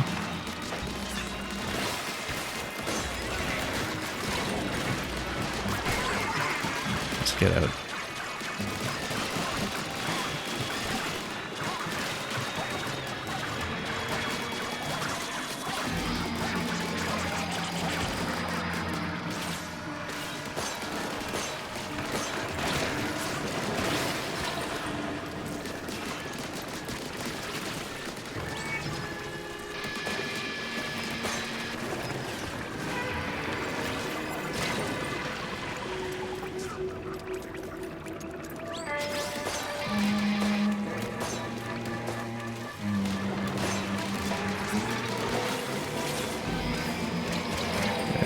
Get out. Oh.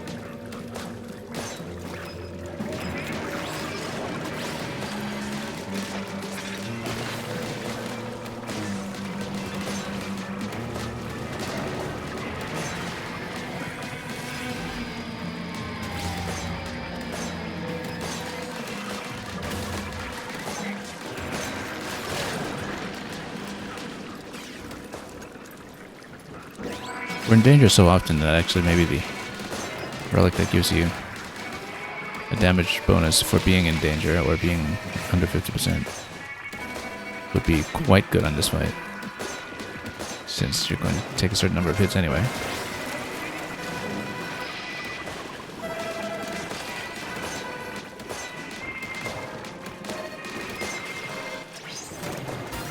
Leveled up just over the course of this fight,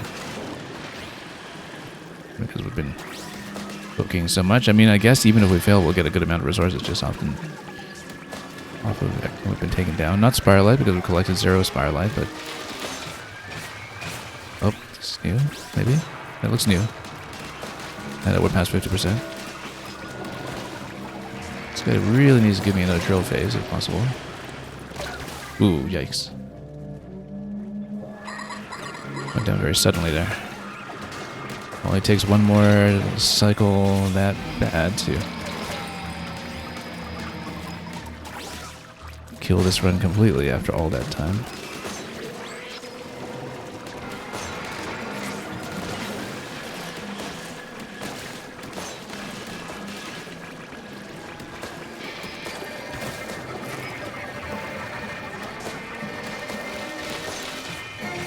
Okay. Whoop.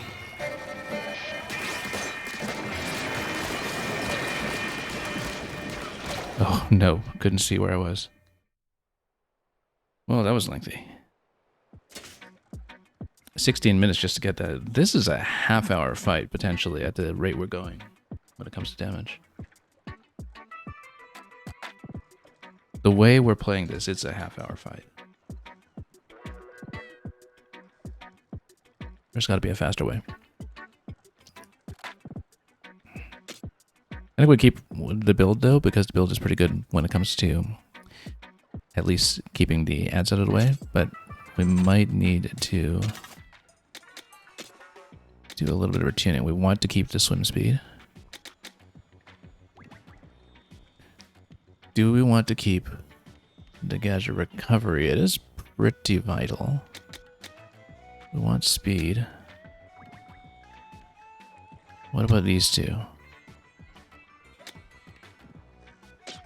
Let's see these tank abilities again.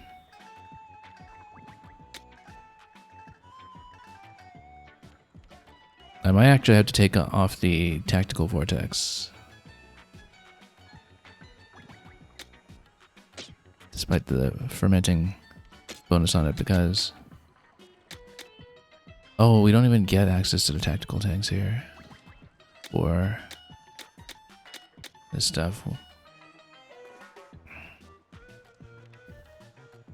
Well, let's say we're to go for a tactical build. What would we even do with it? We would... maybe go for the damage increase.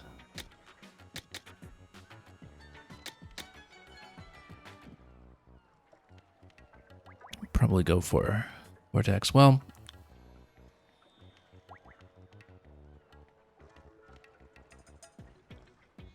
I'm considering that we may actually want to switch to the Vortex turret build. Vortex turret build does have the Meteor Mitt going for it. which we need to retune a little bit given what we have now. The problem with that is that we no longer have the blast boot as an escape. I'm not sure if Vortex will give me sufficient height to work as a replacement for that escape.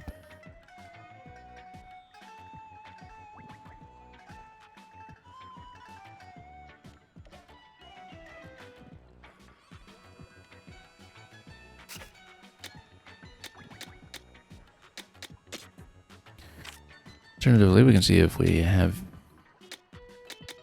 anything better going on for weapons.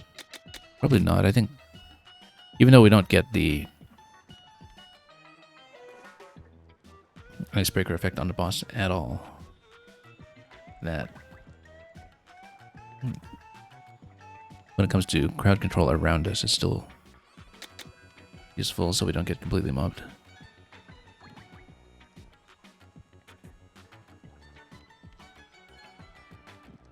Now, I do like this.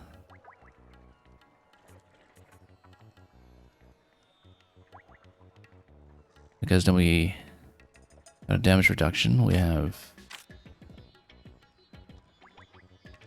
efficiency. Yeah, the only thing is that the damage numbers go way down because we haven't upgraded this one at all, and that might be a little bit too weak. But if we have a 70% bonus on it anyway for it being in danger, I don't think that'll make up for that, though. We're not in danger often enough that, you know, had we upgraded this 30 levels as well, that would probably be the option. But we don't have that.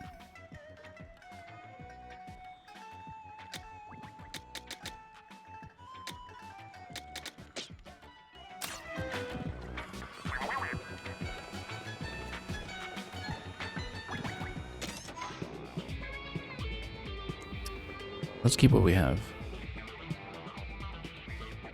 Potentially a half-hour fight, though. That's a very high consistency requirement. We might need to do something about our survivability.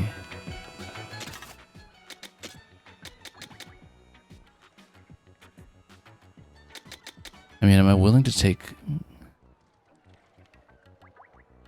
a longer cooldown on the gadgets? Oh, actually, no, we're on power anyway, so I think we need the survivability, even if this is going to reduce our damage output. We do need both the speed and the attack power, though. I'm pretty sure.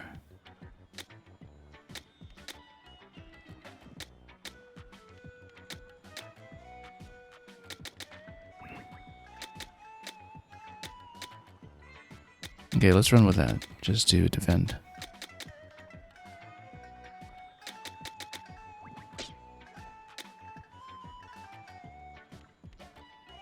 And I think we keep all this.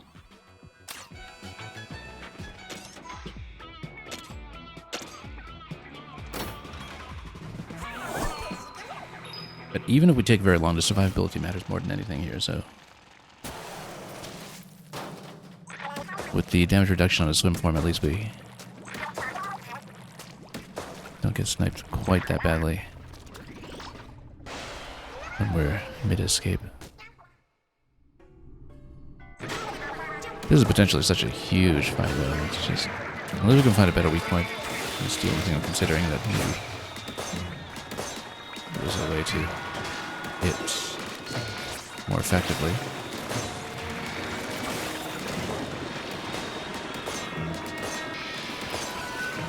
Yeah, I used a bot jump and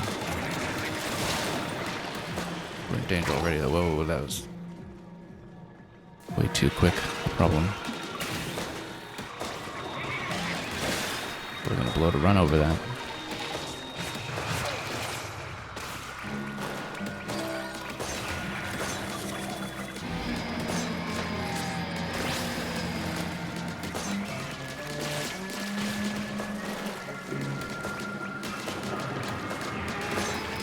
Yeah, that's way too early to be taking that kind of damage. Considering that figuring out how to get out of the pattern past 50% is currently the major obstruction. And the major issue that we're going to solve. No, no, no. Just wrong way completely. Okay, this attempt is basically broken, but I think we should just probably restart, but let's practice and see if we win. This doesn't look promising, though. I mean, I don't want to be spending the next 15 minutes playing perfectly and then take a sudden death and lose it.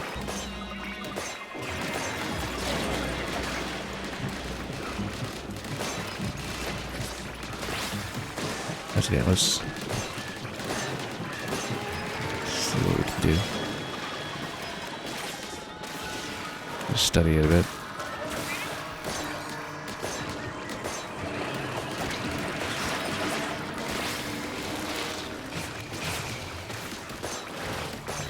See if we can find better weak points.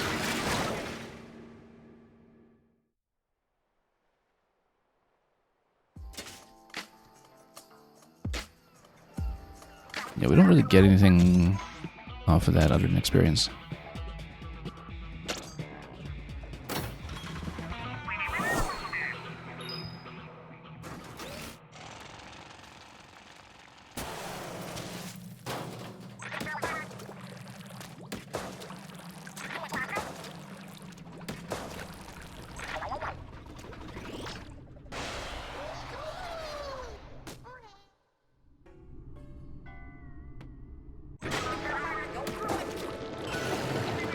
Okay, let's not butt jump too much if we are compromising our ability to escape.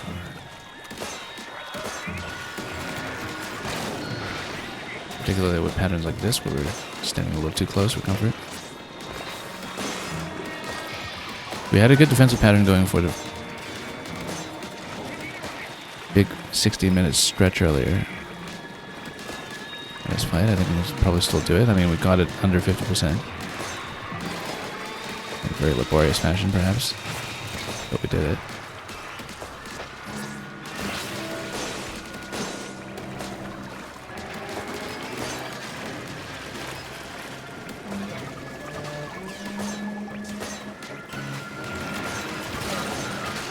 Oh. Trying to get too fancy with the bot positioning here.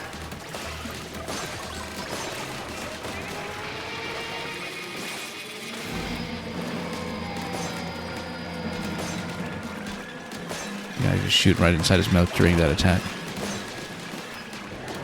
But you need to be very well positioned to do so.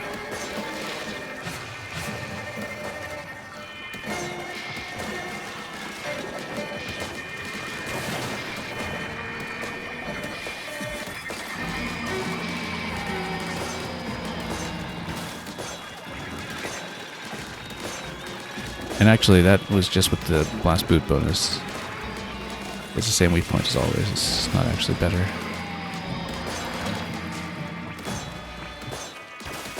We were getting the 90k off of the blast boot buff for the first few seconds after jumping.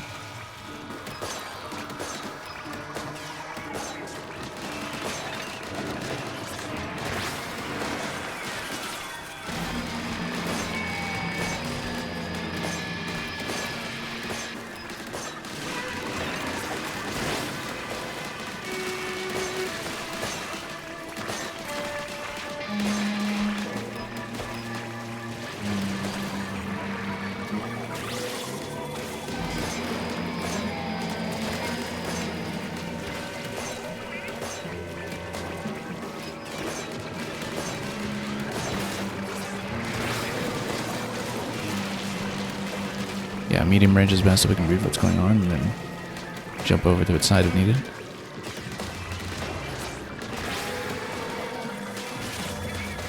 Right now, for instance, outpace it slightly and do a lot of damage at once.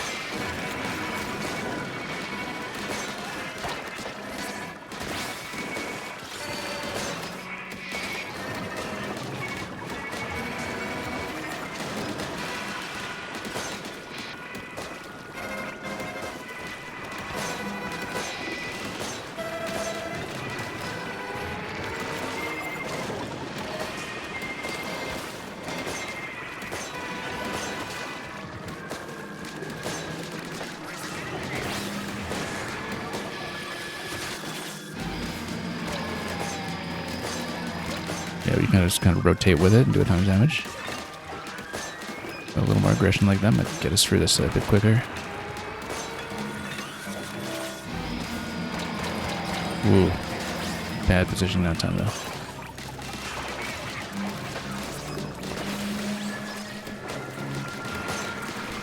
Yeah, a little too far away, actually. If we get in close, then we can jump to its side successfully. Otherwise, we just jump further into the beam, so that's why we don't go at super long range. Mid-range, so we don't get caught in the vortices and attacks like that, but not super long.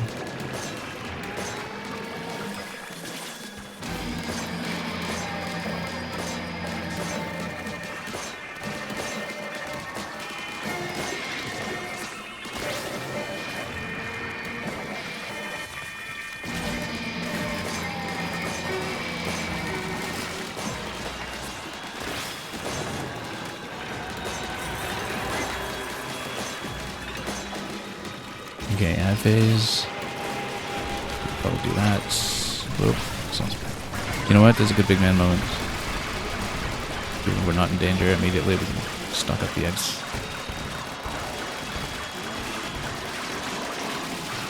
Get some clearance down.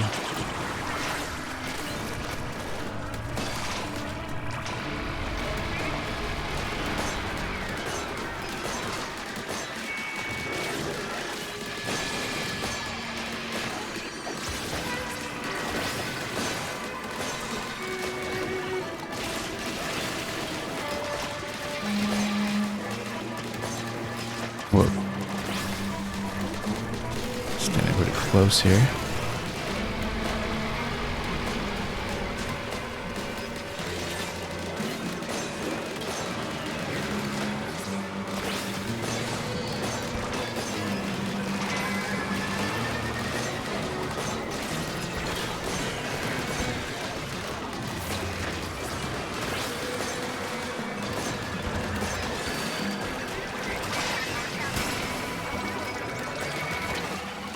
Okay.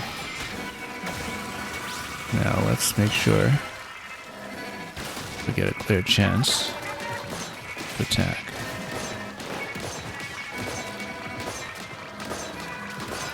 I don't know that this is much of a weak point, to be honest.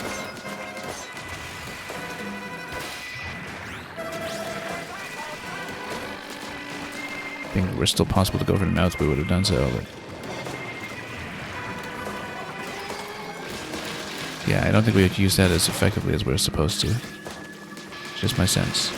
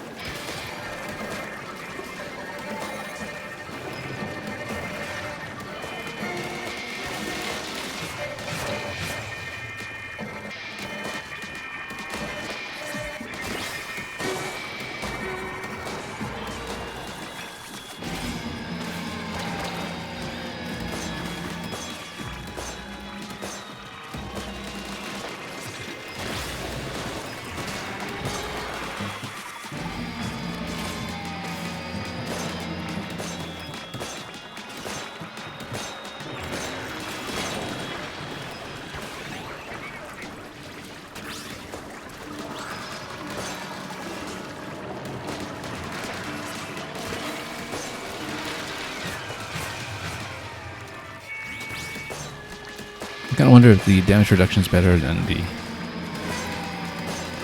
danger recovery time, actually. That might be a more impactful choice for this, but let's just roll with what we have for the time being.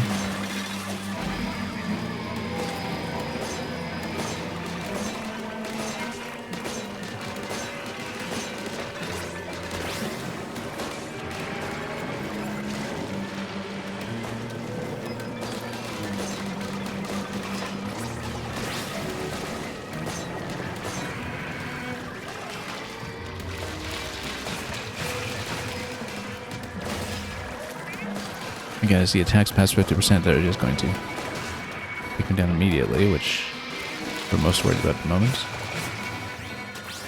We can probably make it there without too much trouble if we're consistent.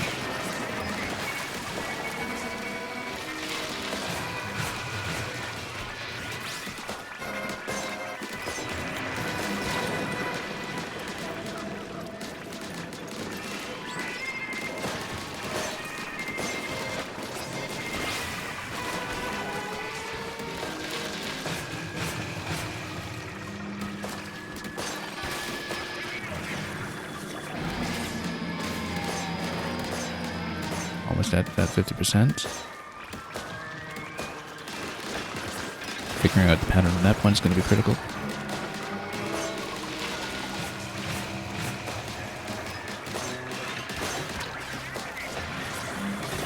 Oh, bad timing on the meteor that time.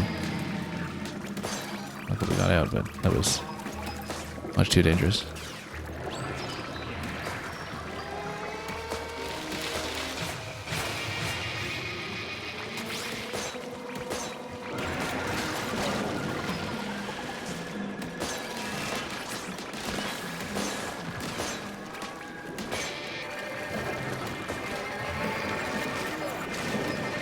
I wonder if the explosive salmon defeats might be good here too, if they're just standing right next to you.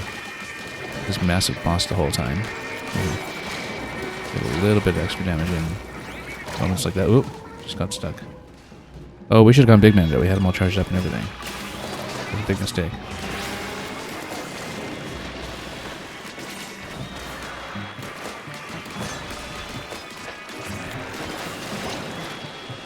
Yeah, can't stand too close for the vortices. We just can't see if that's the case.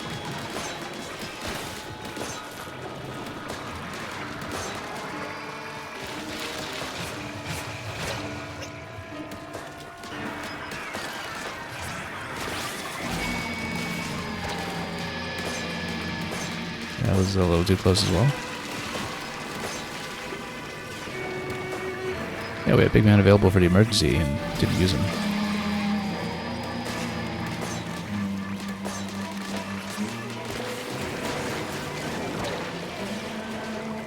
Pull out the tornadoes. Now we're at 50%. We expect a pattern change. It's going to start here.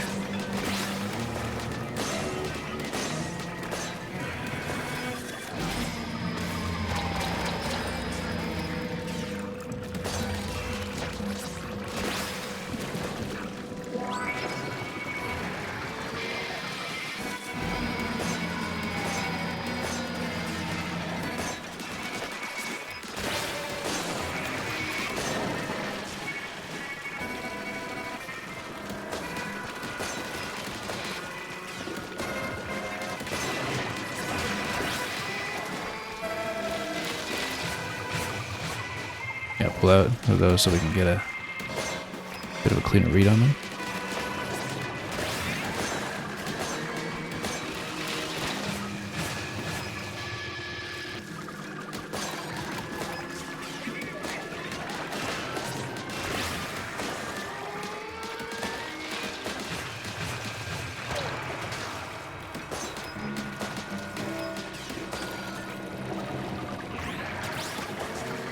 Continue the pressure.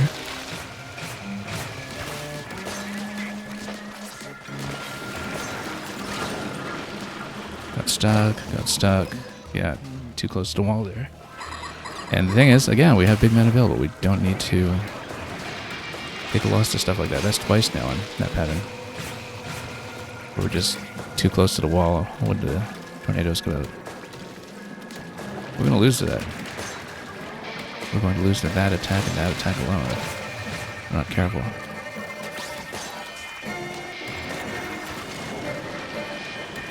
Don't get stuck against the wall with this guy. That's maybe the operative lesson here.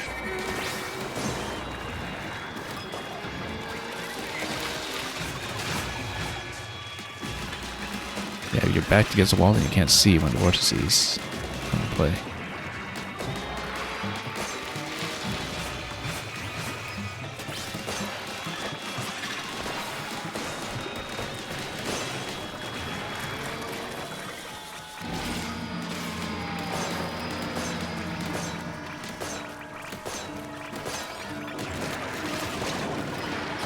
Oh, same problem. Just got stuck against a wall. Could have been a loss right there.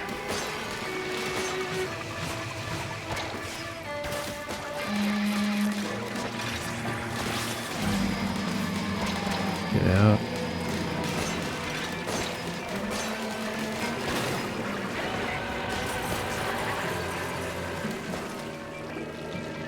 Okay, drill phase.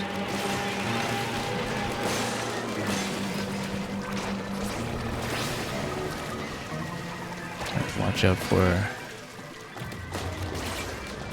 something in his attack pattern.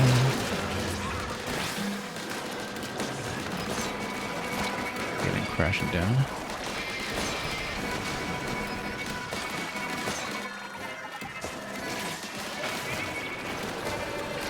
Get the smoker out.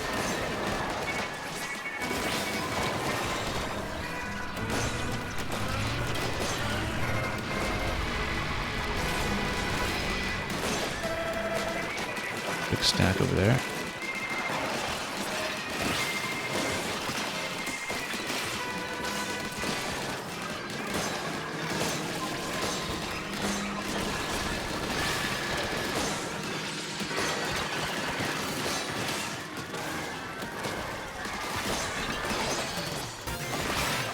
Oh, that's going to level up over the course of the boss.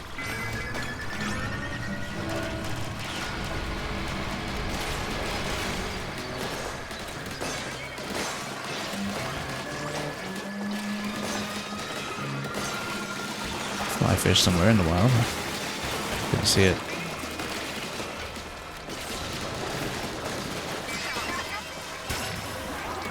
Drill attack without it.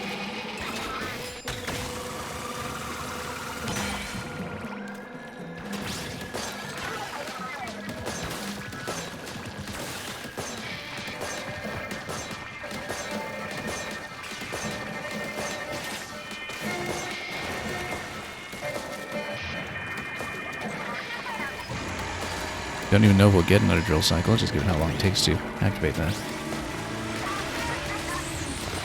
But if the pattern doesn't get any more complex from here, then we're okay. Unless... Oh, you have new attacks coming out at 25%. Well, okay, that's just swimming out as far as possible. That is new. We need to watch the queue for that, potentially.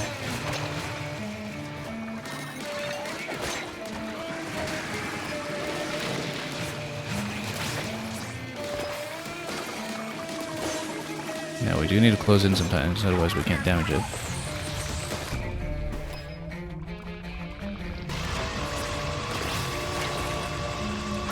Okay, get out with Big Man. That was too dangerous. At least get some paint down.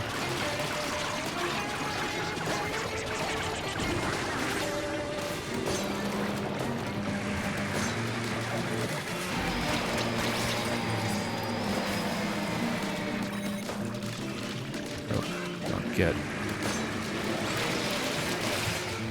hooked, stay off the hook, as they say in the business.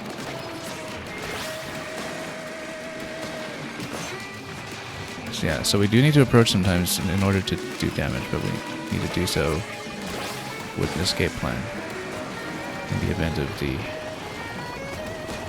big circular attack. Probably have the boots available so we can dive out quickly and then back up.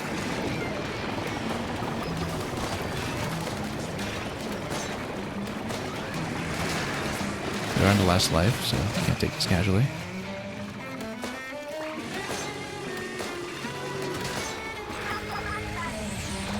Mechanic run.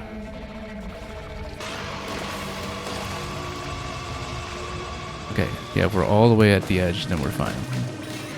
And you do have a decent warning if you pay attention to the dialogue that comes in on the left, which I actually hadn't noticed prior to that round.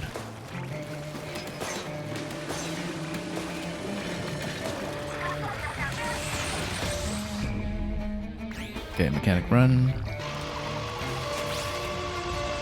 All the way to the edge, there we go. Yeah, just need to pay attention to the cue when your friends actually try to help you there for once. Problem is that we do need to get in there and damage.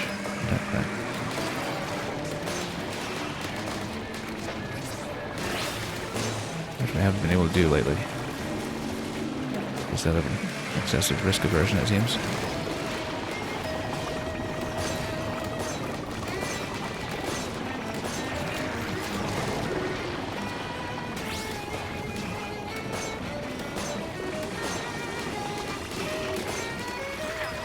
Okay, gearing over something nasty. We just go all the way out. All the way to the edge, we're fine. If that's the only complication from this point, I think we can probably get it down, just as long as we don't get trapped in tornadoes or something.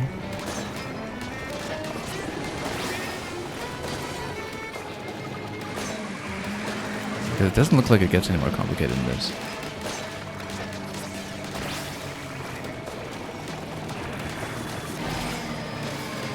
Go around it. Have an escape plan.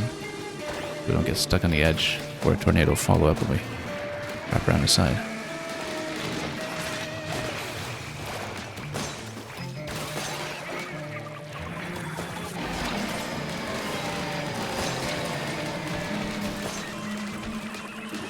No. No. I saw that coming. I didn't pop it. Oh, we were quite far that time too. Very far along. But anyway, the method works. We just need to not have those accidents with the vortices, which by themselves caused tons of problems when we got tucked in a corner while trying to dodge around the side for the beam. That was really the only thing. If it gets no more complicated than that when we were already down at about 20% or so, then we've got the fight. Even if it did take us 20 minutes to get there.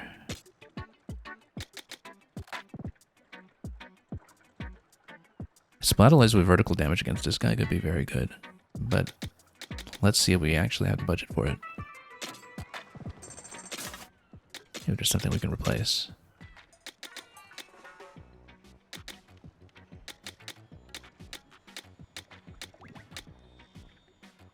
I think we probably still want the egg collection on it.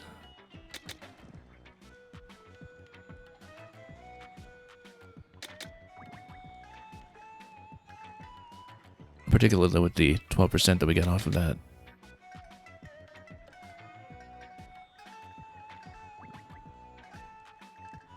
Yeah, Splatalists are kind of clearing around us, but if we get vertical damage, then they can actually hit.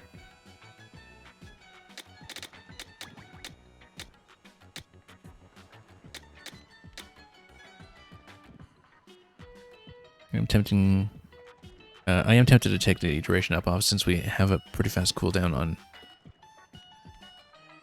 many of the things we're running anyway. Let's go for that. And see if that makes things slightly more efficient. Yeah, you see it. We're actually have a chance of cutting now.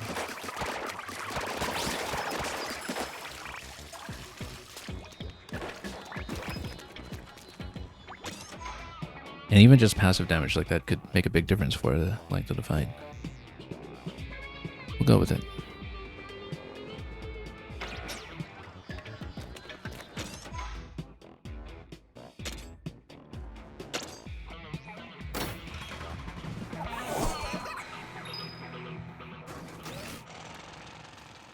I don't know, and I think we do have a working setup, it's just a long fight to play.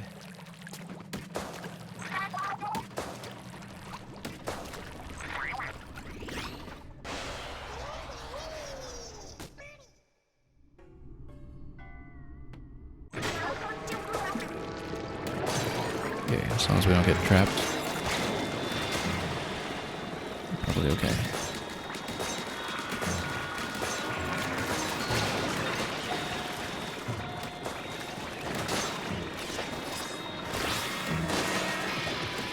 And yeah, splatter lights don't go down for very long before they just become available again, so... Hope. Danger. No, that was such a bad start. That was too bad to start. We don't want to waste time with this. Let's go back out and restart it. Yeah, no, that was falling off the edge. That was completely avoidable mistake.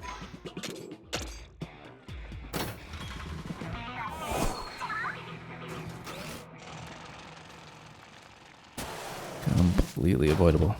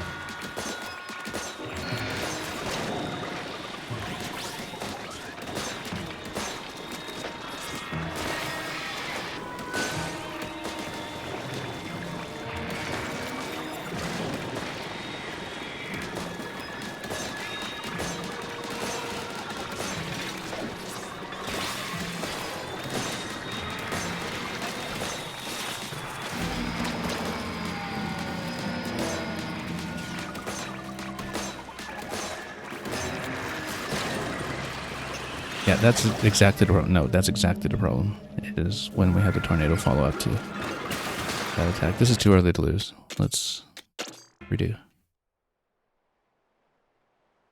I think we really do need to preserve all lives going into 50% to make it a reasonable run. And we've done it. We've gotten quite far. But there is room for improvement. And we should know when we've compromised a run too early before putting ourselves through another 20 minutes of trying to stay alive. Yeah, so we need to not get trapped in the edge when we circle around, so... Oh, yeah.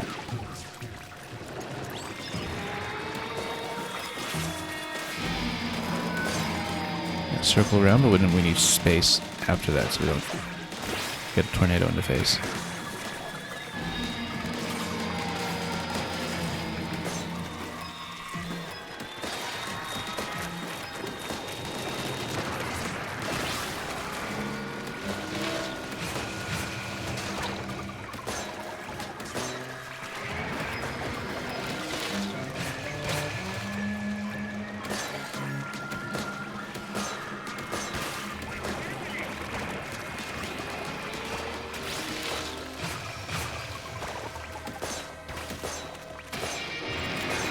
Might be a corner for the vortex.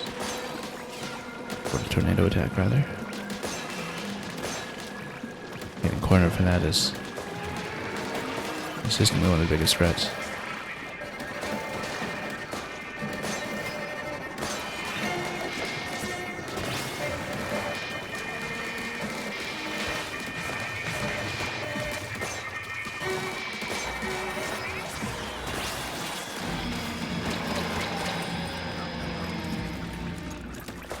Got into the danger zone, unfortunately. Standing a little too far out to dodge that properly. Whoop.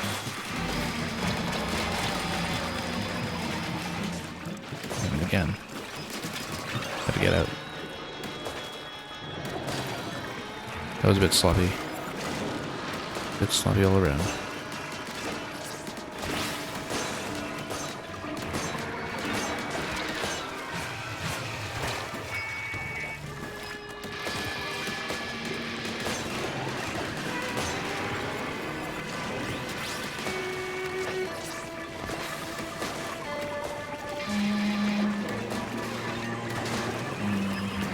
I've been able to pressure up front as well as we did on some of the previous attempts.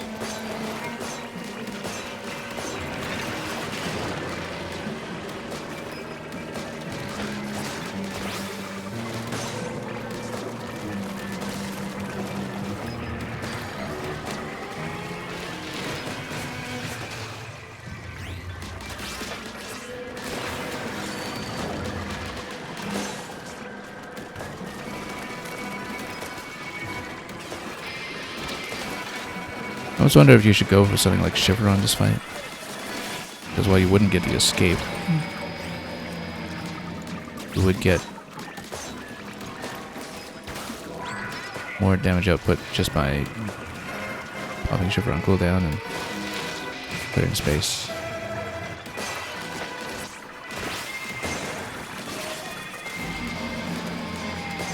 Don't get trapped in the corner.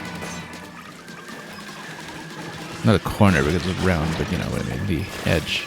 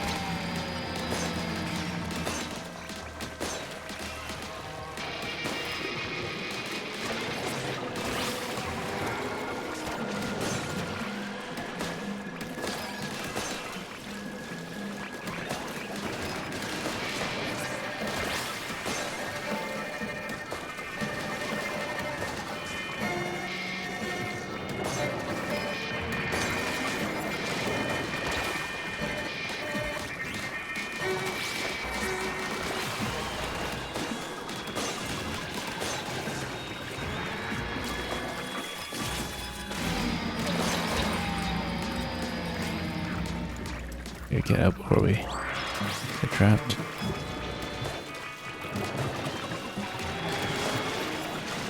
Yeah, the problem with this run is that we haven't been able to do much damage. We haven't been able to get in. Whereas previously we had much better runs where we got that percentage down and got into the first drill phase much earlier. At least it seems that way. Seems like we've been at a bit of a stalemate here where I'm not doing much offensively.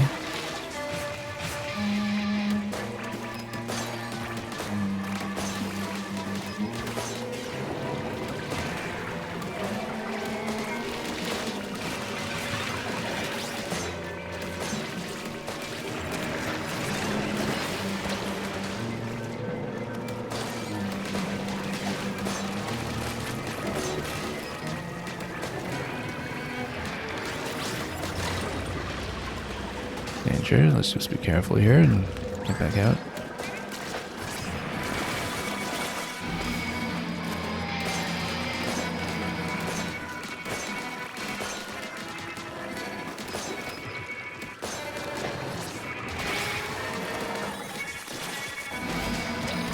Nope, swim out.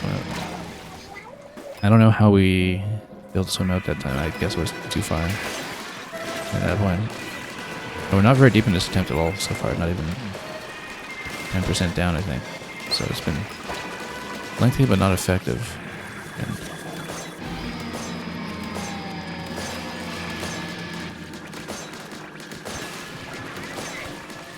we'll absolutely need to reassess.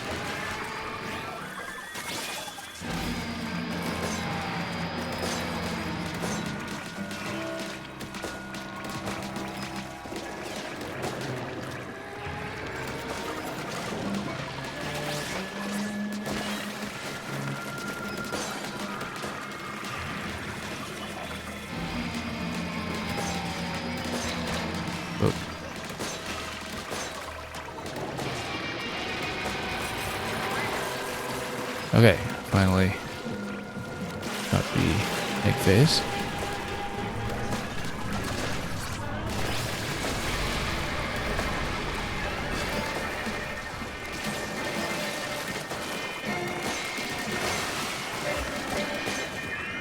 I don't think we're under much time pressure to get this done, so it'll be okay if we keep Big Man available for emergencies instead of using him immediately.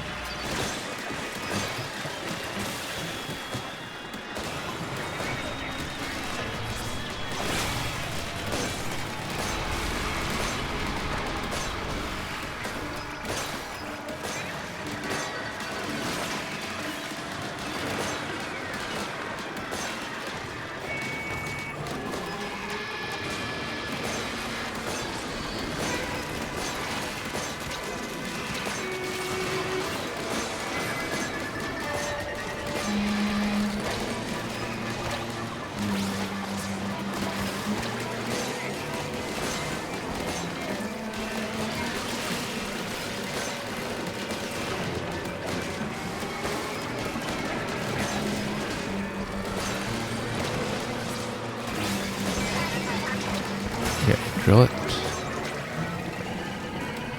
Let's just turf around it while we can.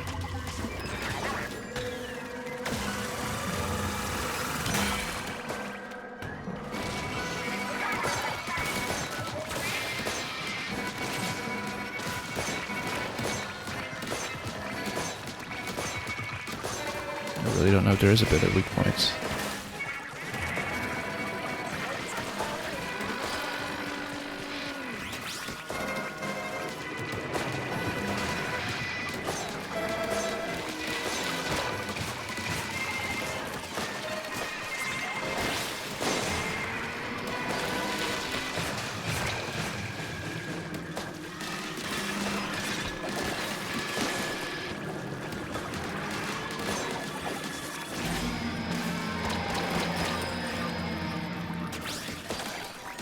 Yeah, too far away to evade that very successfully.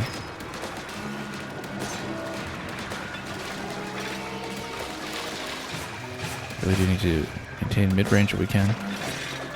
Although sometimes when we're busy dodging, that's hard to stay consistent about.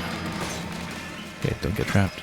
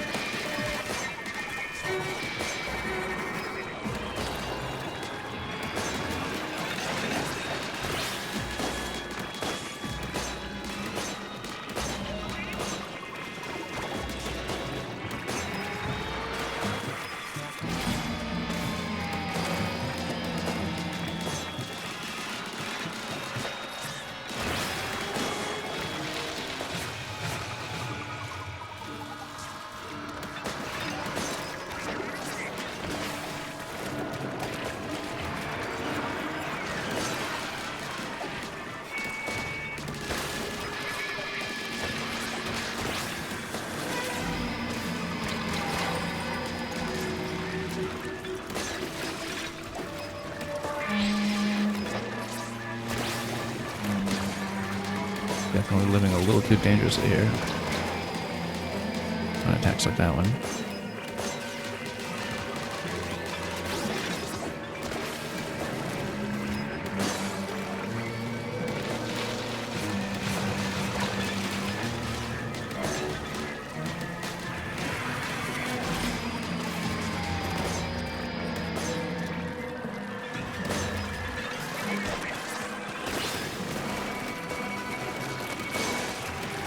Yeah, I don't want to be in bomb range.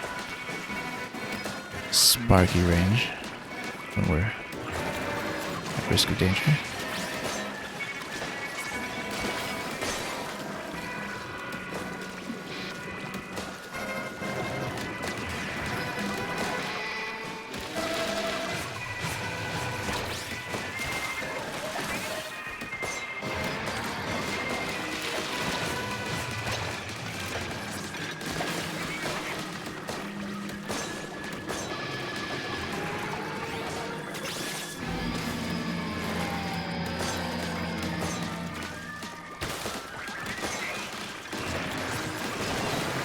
That's exactly what we pulled out of the corner because of that follow-up, which caught us twice in our best attempt.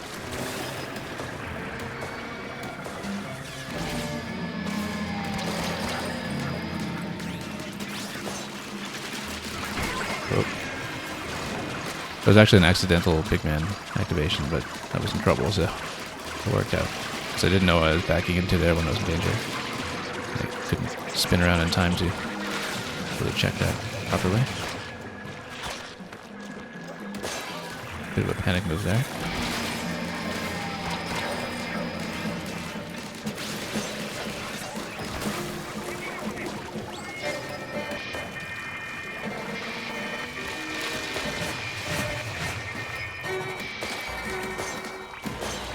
Yeah, we're not able to approach in closely often enough to get the regular damage in that I was going for.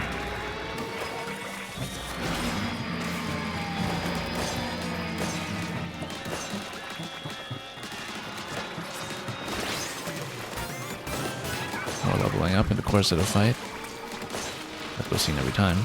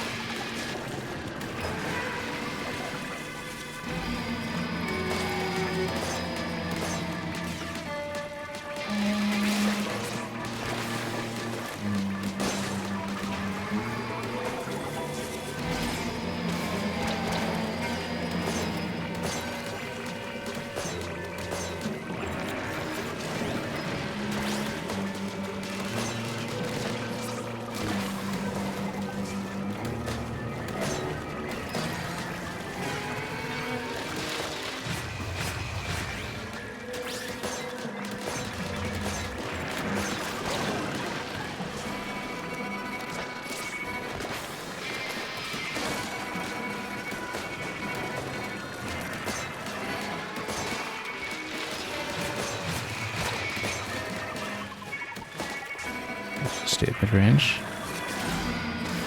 See if we can get out of that. Nope. Oh yeah, I see what happened was that we kept getting stuck in enemy ink and that pops me out of my swim form, and that was what was putting me in danger. Still in danger. So the turfing matters. We need to do a lot more regular turfing essentially to get out of this.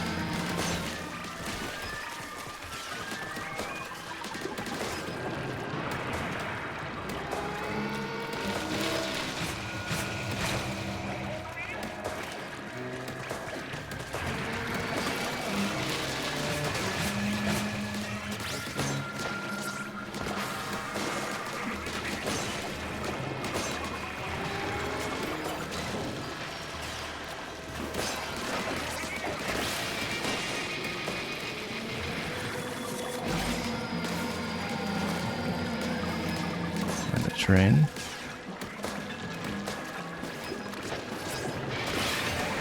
Yeah, because I've been getting out of that faster just to avoid danger. We haven't dealt as much damage as I'd like to in this part of the pattern. Oh. Yikes, what a mistake. Not even at 50%. It's been such a long fight, too.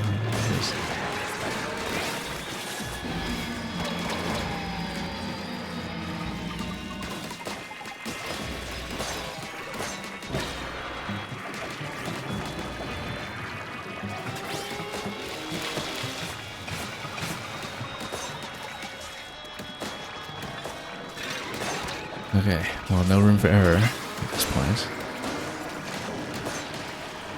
Optimistically, I think I have seen every pattern is going to throw at us. With the big central attack that has a very big tower attached to it. It's the last one to deal with.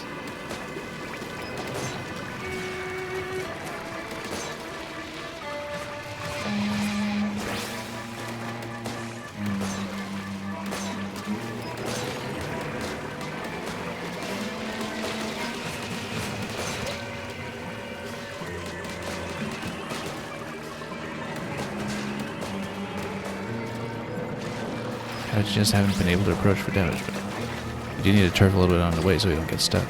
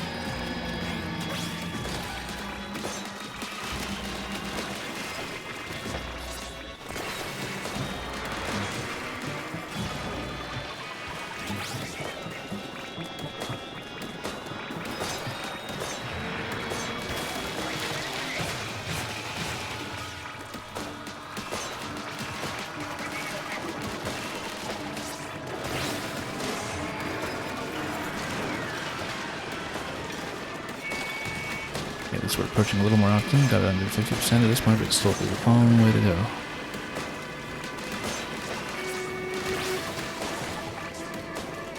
And the thing is, if I used the damage buff off of Blast Food more often, would be in better shape, but I really do think that we need to retain it as an emergency escape. Just given the nature of the patterns we're facing, and so that's why I haven't been using it so much.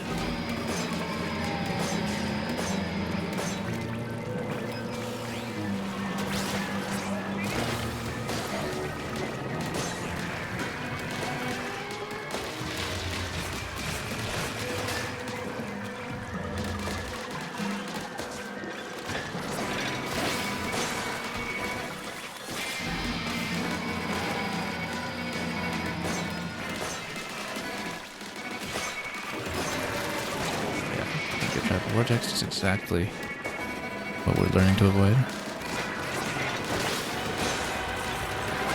Okay, egg face. Excellent. This we can do. Most of the time.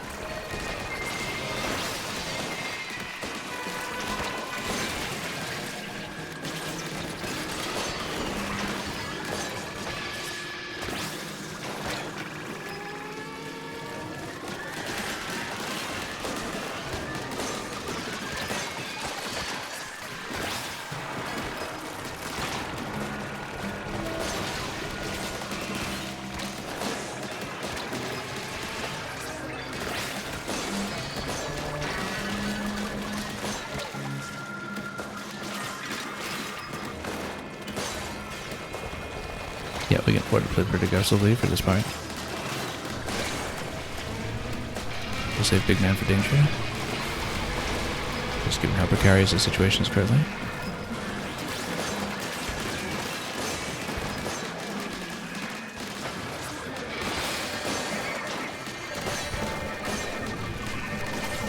Don't jump off the edge.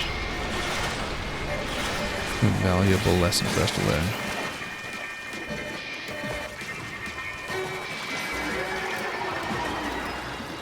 Oh, strong arms. I don't want to look at that. Let's try to collect quickly without dealing with it. Okay. Yeah, because then you can just get rid of it without dealing with strong arms, or we can avoid it. Let's clear out the rest.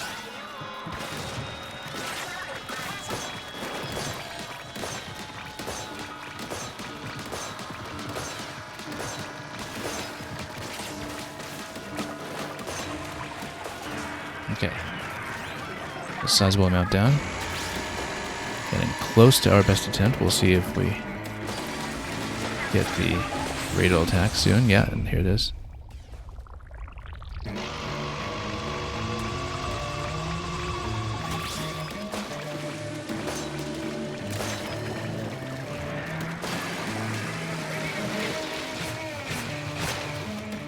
And once we don't see the cue for that attack, then I think we're clear to just try to get in there and look.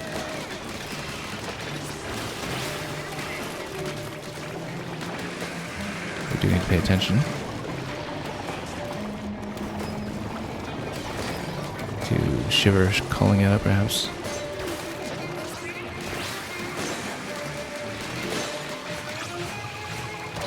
If it isn't called out, we can approach. As long as we have an escape path.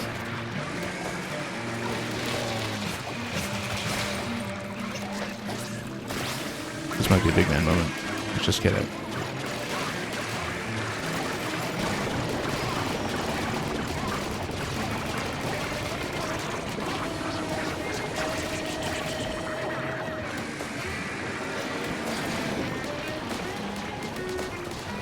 Let's see if we can get him closer. And remember, it's on the last attempt. We don't want to mess around. It's way too dangerous. Way too close. All the way to the edge, all the way to the edge. There we go.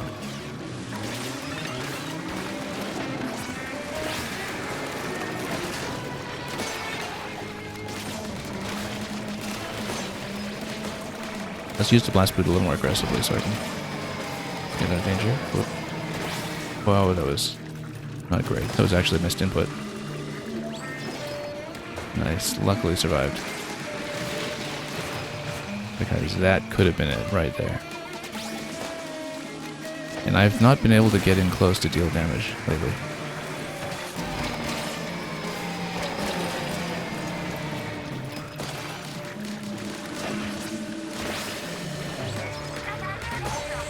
Okay, get out.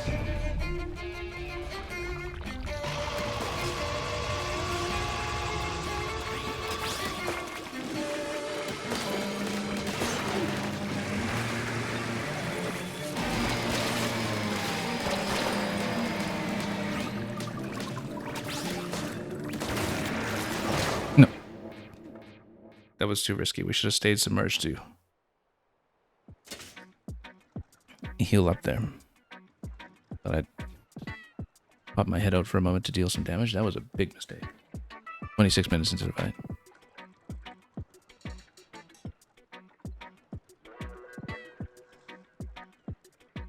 So I wonder if we stay with damage reduction or if we go for the fast heal.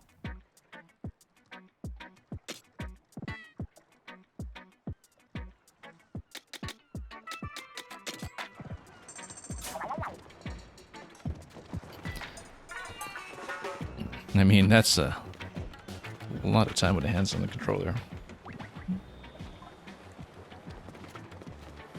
Don't want to cramp up after a while with all that movement.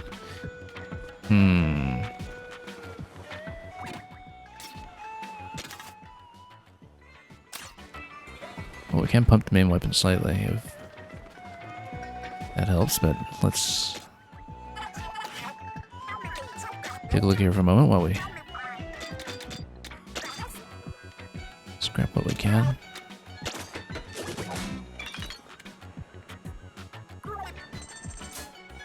I wonder if we can raise that defensive property on the weapon here. HP and ink recover 10% faster. We can pump that up to 15. Or we can just replace it straight up with this one here.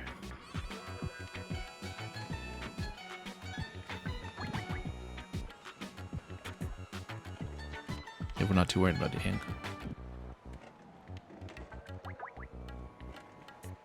That may be more efficient actually than just rebinding the relic to lifesaver, unless of course we want to go for something else, like stacking the endurance, for instance, with 35% on this one, and then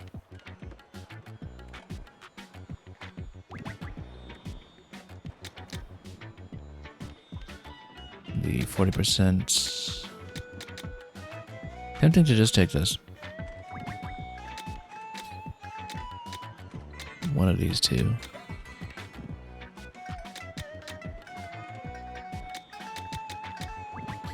Because we just go for damage reduction there.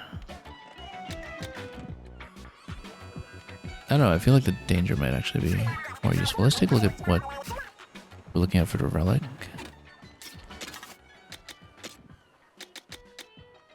Yeah, because you can get 15% out of that.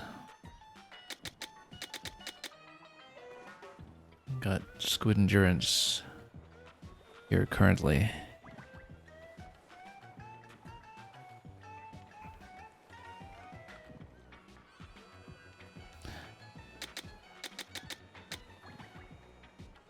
So either we build the weapon into lifesaver and then move this ability, or I mean, we could reduce even more damage, but the thing is, then the fight is even longer. But it looks like the danger recovery is a bit of an issue right now.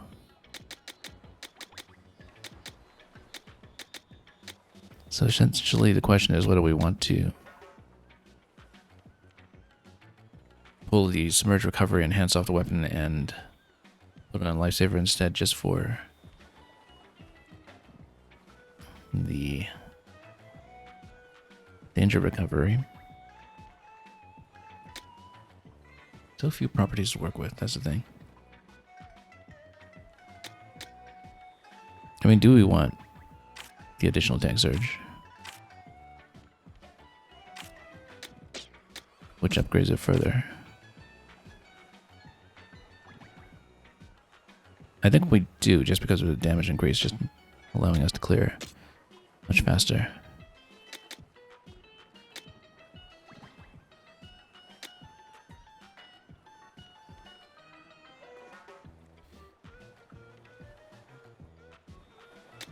Hard call to make on this one.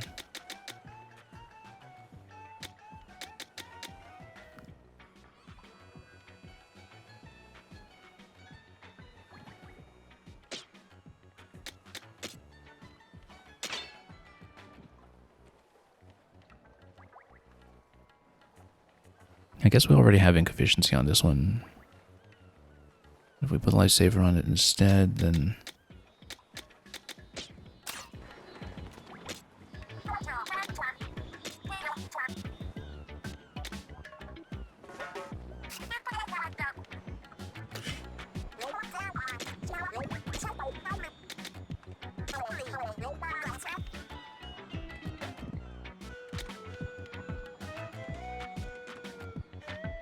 yeah, it's not even the HP recovery that we need, it's a danger recovery, for sure.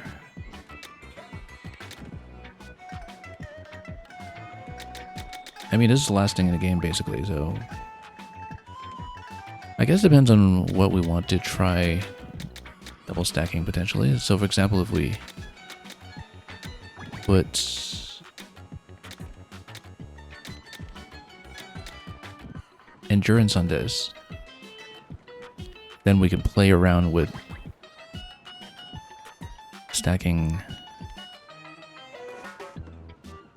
double endurance, but then split it off to lifesaver if necessary. Alternatively, we build this in lifesaver and we can play around with stacking double lifesaver and switch to endurance as necessary. I think it actually makes more sense to go endurance.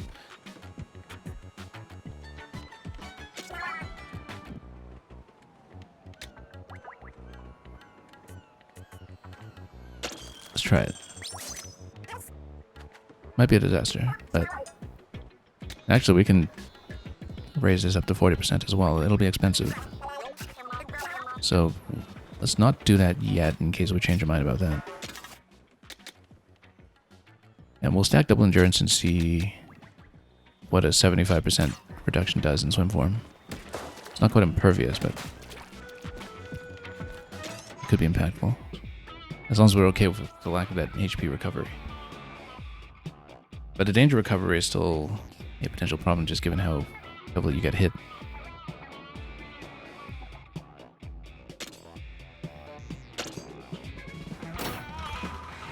Well, let's see what the impact is going to be.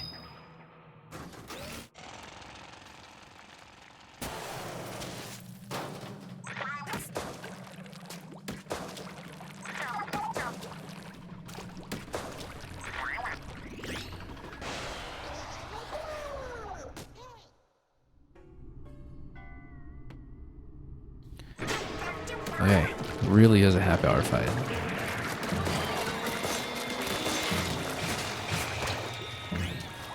Yeah, the thing is, when you're swimming, at least some damage like that gets reduced, and that's still helpful. Okay, let's go a bit more aggressive here. Let's try to reduce the uptime on this fight so we don't lose the hand cramps or something. It gives us the opportunity to pull out a bit more effectively as well.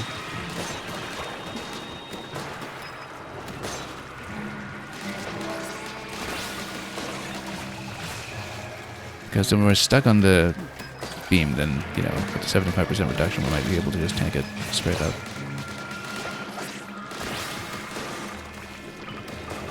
Might even experiment with that a bit.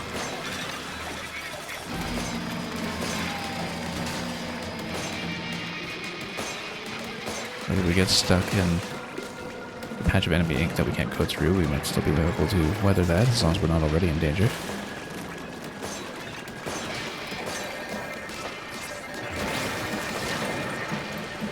Danger.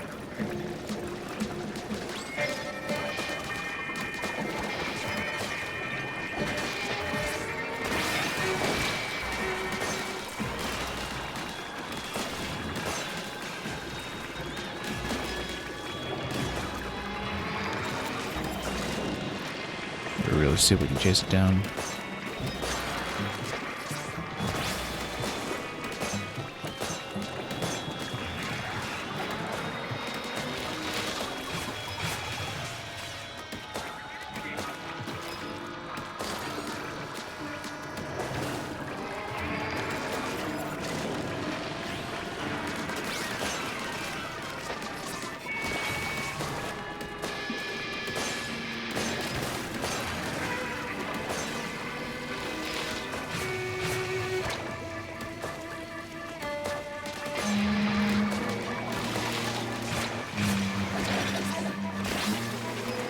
You see, the damage reduction is actually very substantial when you get caught in positions like that, so might actually turn it pretty beneficial if we, well, still getting in danger, but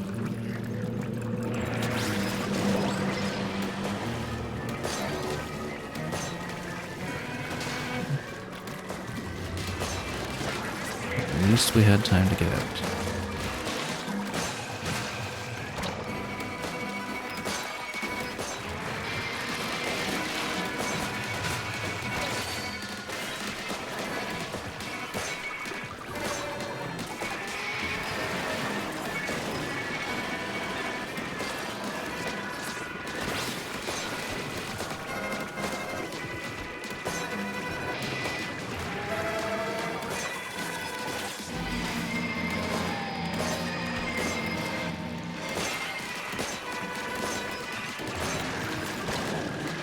Yeah, and then we can get out without getting wrecked right away.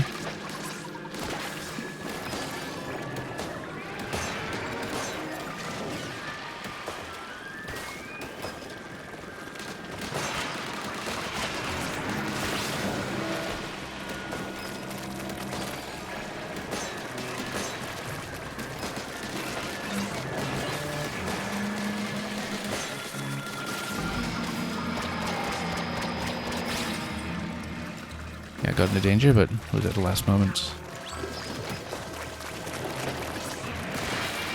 We still can position ourselves better against that, especially when it comes to having enough turf available to escape properly. You see getting slightly chipped as we're swimming out is not as bad as it was before.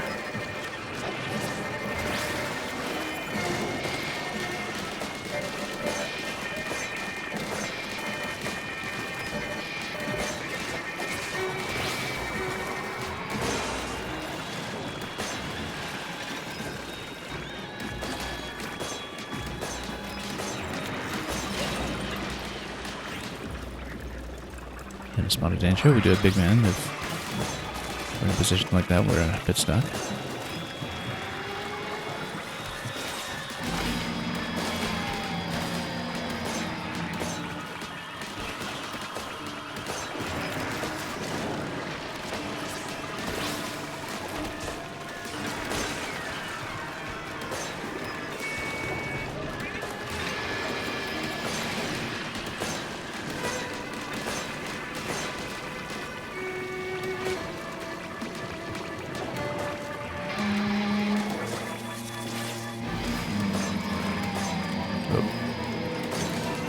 Jump right on top of the spawn point there. Yeah, if you're in danger, it's the bomb follow-up from the Sparky that is actually maybe the biggest threat, because your swim speed is so much slower.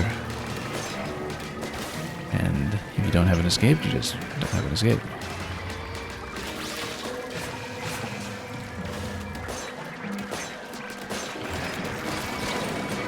Ooh, danger. Careful here as we get out.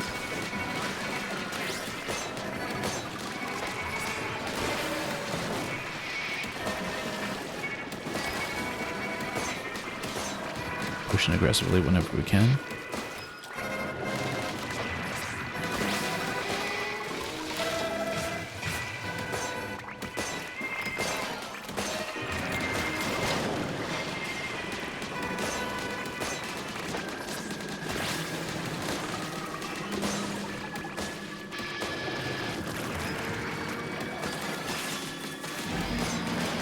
That's where we go mid-range.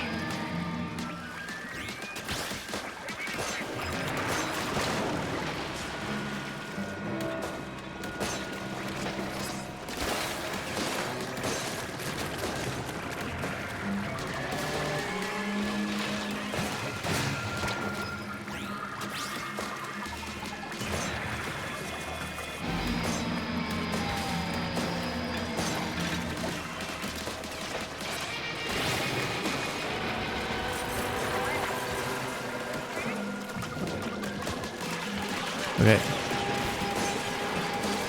And collection really shouldn't get us into too much trouble. I mean, we want to do it quickly enough that we don't have to deal with the strong arms. That does spawn as you get further along. We need big men for clearance, we'll take him, but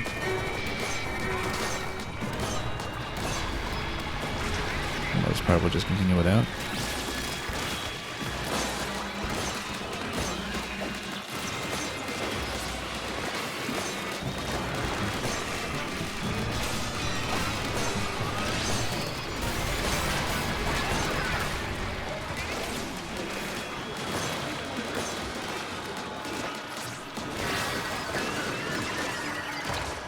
Well, really got knocked off the edge there. Luckily we did have the boot recovery available.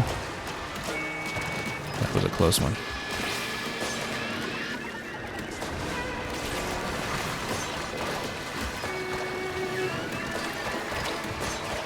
It's like something you'd imagine making into Smash someday with the mechanic in there, you know, just a blast boot edge recovery.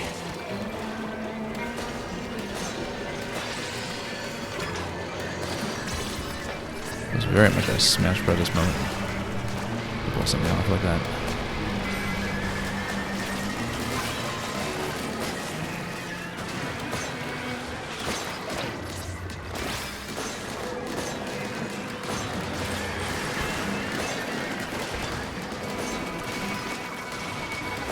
These are almost full, but we still have a little ways to go here. That should do it. Let's drill. As it comes down, we boost into it so we can get the attack buff right away.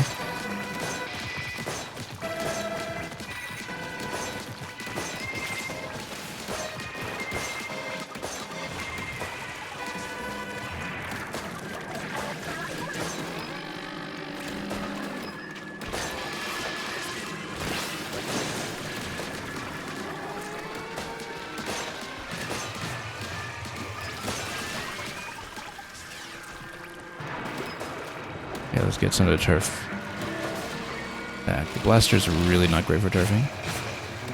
That's maybe one of the problems we're running into here. That after a little while, if you're not taking care of the turf, then the escape routes are pretty severely obstructed.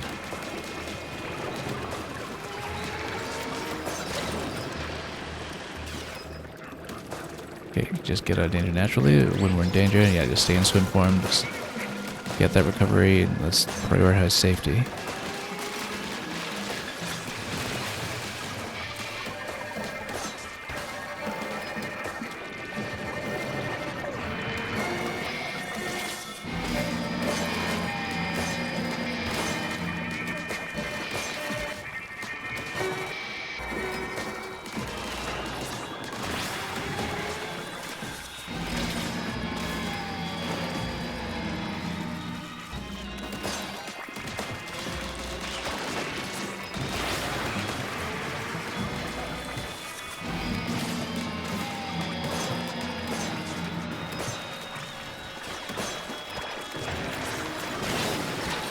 Get out, big man.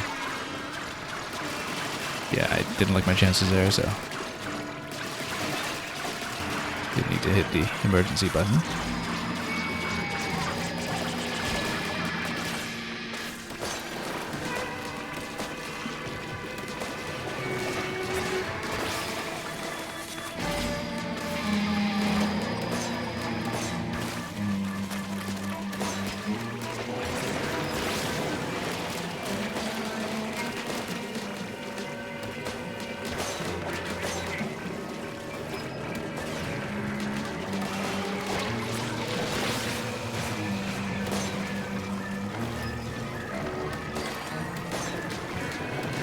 Yeah, doing a lot better. No losses yet.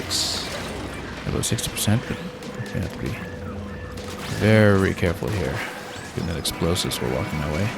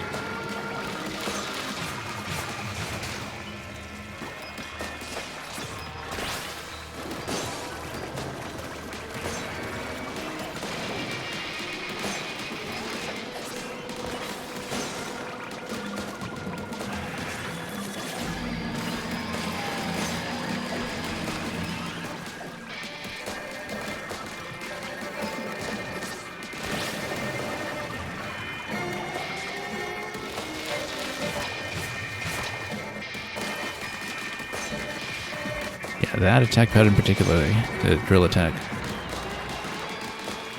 from the boss, does benefit quite a bit from the damage reduction on our end.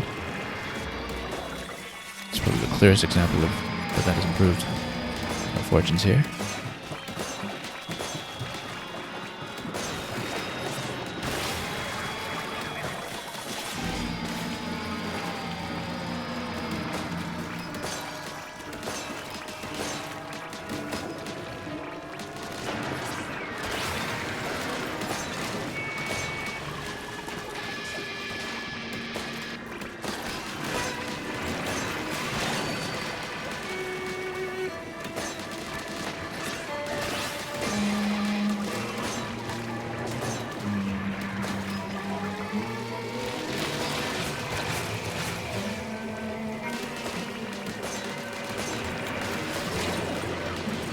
Danger.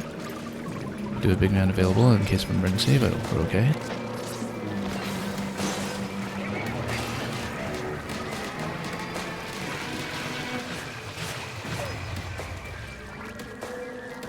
Let's reduce some of the obstructions here.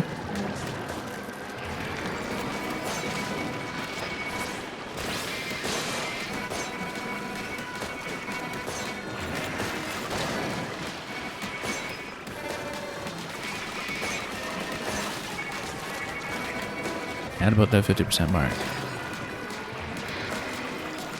No losses yet, so let's not let it fall apart.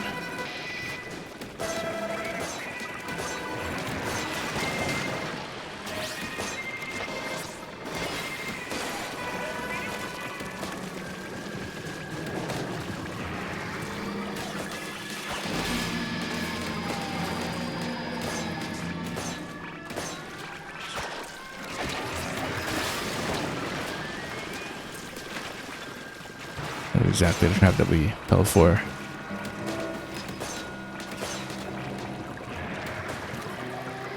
On even the best of our previous attempts. And so, a lot of things looking better. Still a very long fight. We need big man here. That was an emergency. That was absolutely an emergency. That time.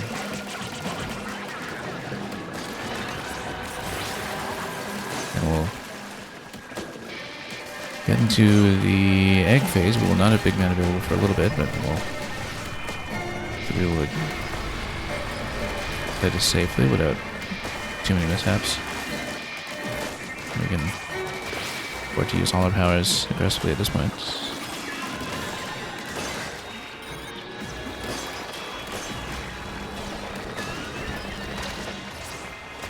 Need to not fall off the edge. That's very, very important here.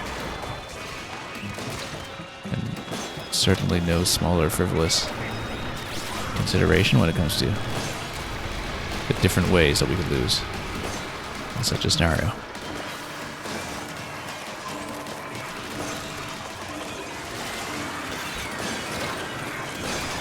In danger. Never like to be in danger with a fly fish still in the wild. It's over there. Let's see if I can approach it.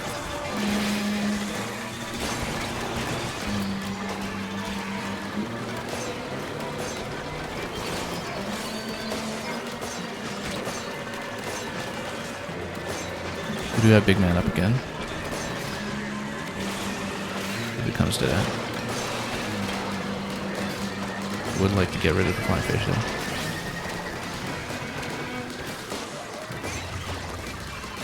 Stingers and smokers.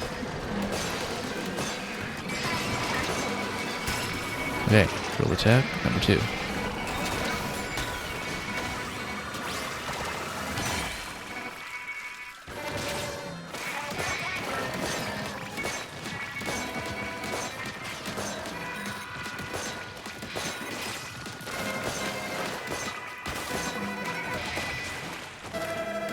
Okay, about 75% down. And still okay. We need to watch out for the big radial attack right now.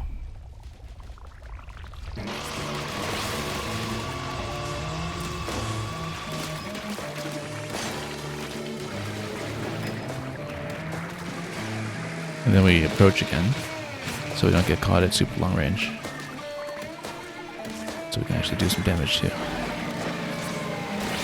This radial beam is new. I hadn't seen it before. A rotating attack. We hadn't survived long enough to see it before, perhaps. Or, oh, actually, no, it's the usual one. It's just pointing in a completely different direction than we're used to. Because the attack initiated in the other direction instead of facing me. Rather fortuitously.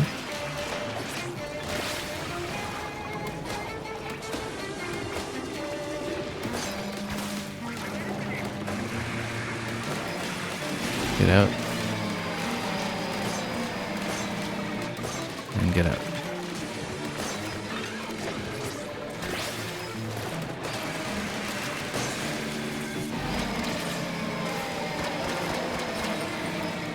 Danger. Swim out of danger first. No, we got splatted right at the end of that. Okay. Getting a little risky here. Yeah, we need to stay in swim form just a little bit longer. I didn't expect the follow-up on the same pattern to be quite so soon. And we have big man available for such a situation as well. I just didn't think we need him. So.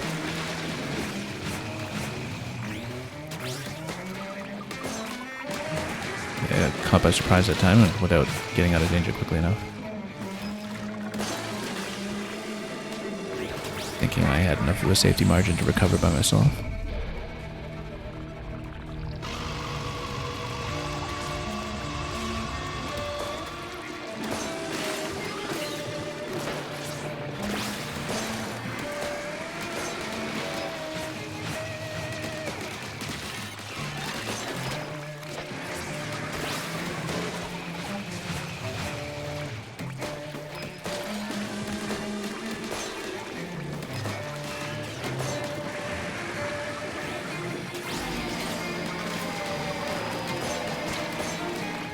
Okay, did get caught at least.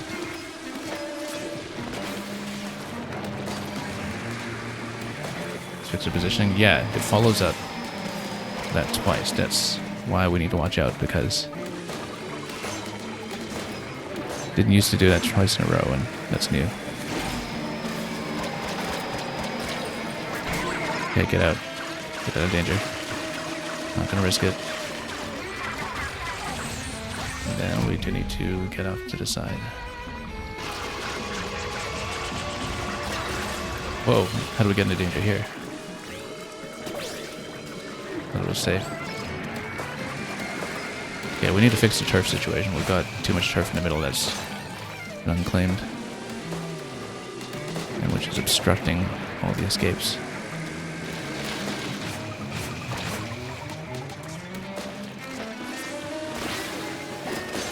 Still in 2 lives remaining, so could be worse.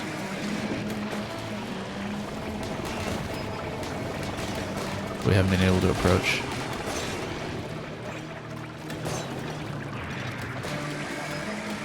Again, we want to play at mid-range.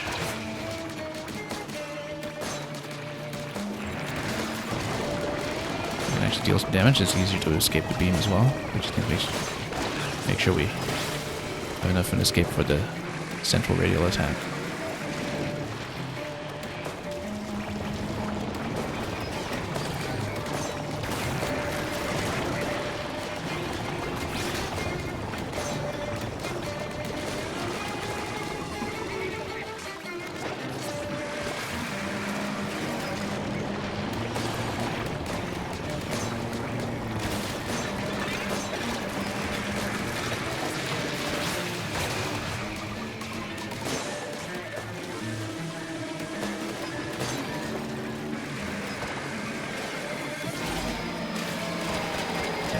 Beam, there we go. Not in danger, good. Prepare for a follow-up in case he does it twice. And indeed, that is what happens. Yeah, that he does it twice in complete succession is one of the changes in this phase, I think. We didn't really see that previously.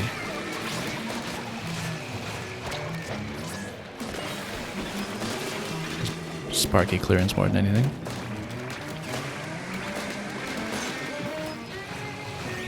need to make an approach.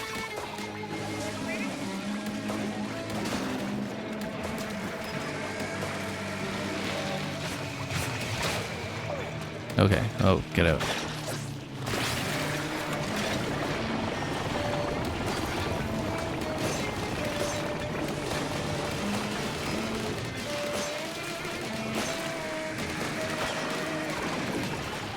Yeah, I feel like this fight was tuned for expectations of air weapon damage from the player as the norm, but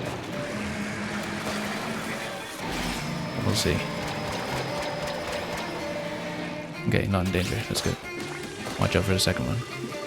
Recover HP. Prepare for the second one. If there is one. Nope, tornadoes.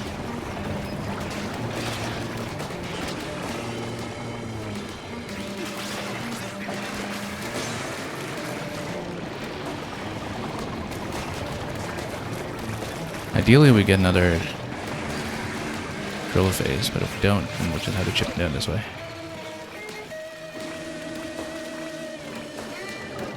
Haven't seen a radial attack in a while.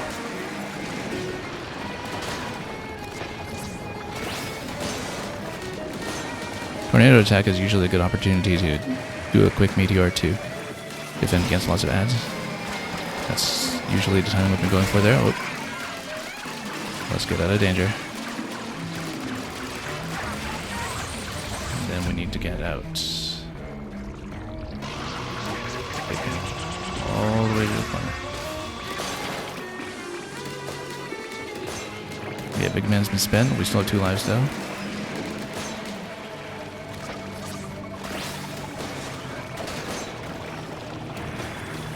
Make space.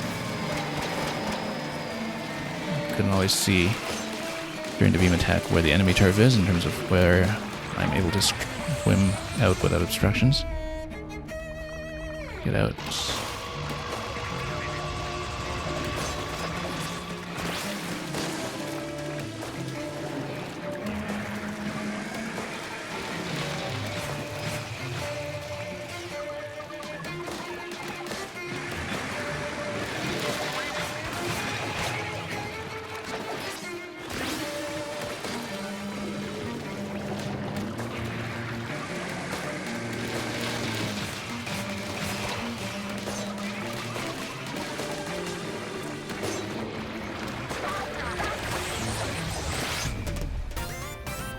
Okay, level up and then straight to the corner.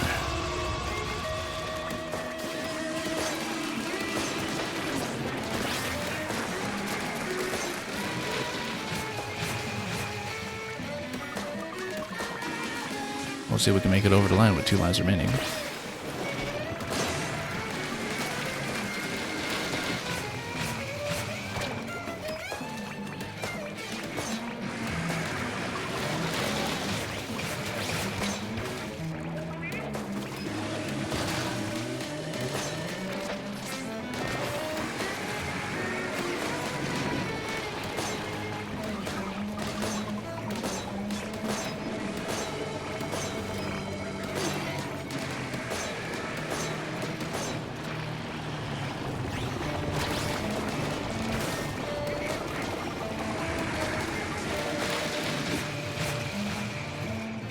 Okay, we need turf. I've definitely been underusing the big man bot jump, but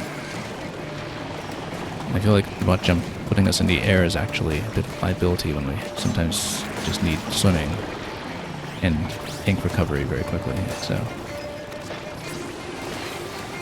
it's definitely one thing I know we haven't really optimized for here in terms of fully exploring mechanics available to us, but we are playing for safety.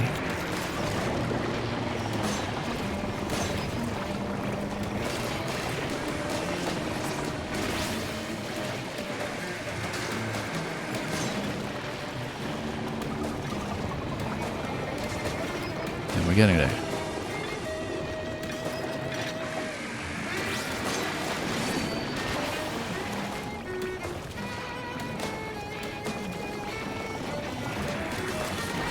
Okay, get out.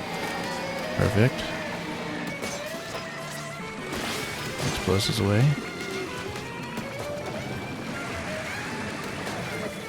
Perfect positioning. Very fortunate, in fact. Danger, get out. This is a big man moment for sure, just to get out of the danger zone. We're actually able to do a little bit of chip damage with big man, but we're better for safety.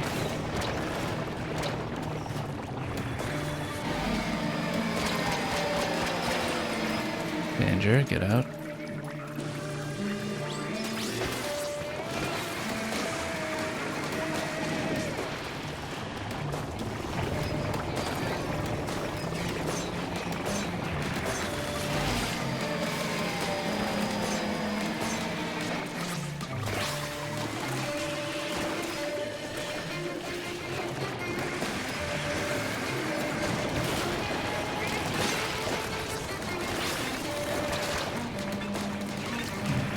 Too much damage here. There we are. Unless it's phase 2, of course.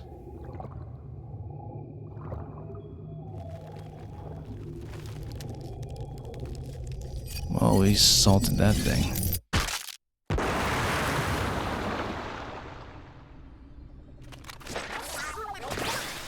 What do we get for our trouble?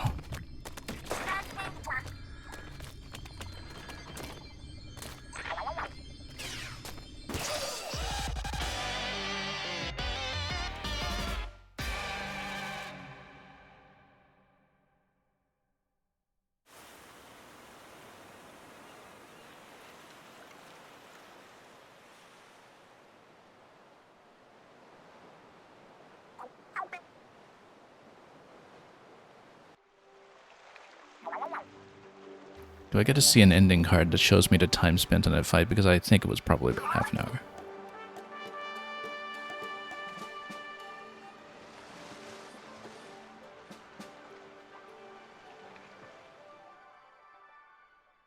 And do we get a new set of credits? Let's find out. We do.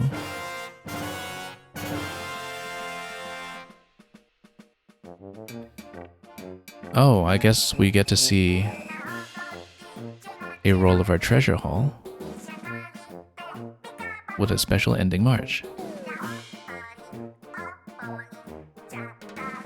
But of course, I don't know if this qualifies as all treasures, given that we don't have 3-star and everything. I wonder if there's more that is randomly collectible from this point, because it looks like there is a certain amount of randomization to the treasure chest rather, that you get from dens, and that we clearly saw some pieces that still had to be clicked together.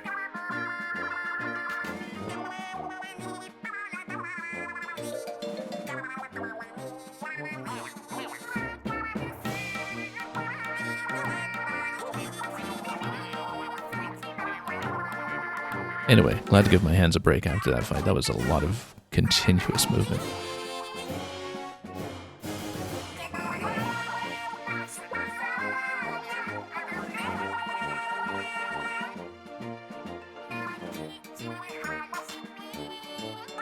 But this is kind of neat victory march to go out on here.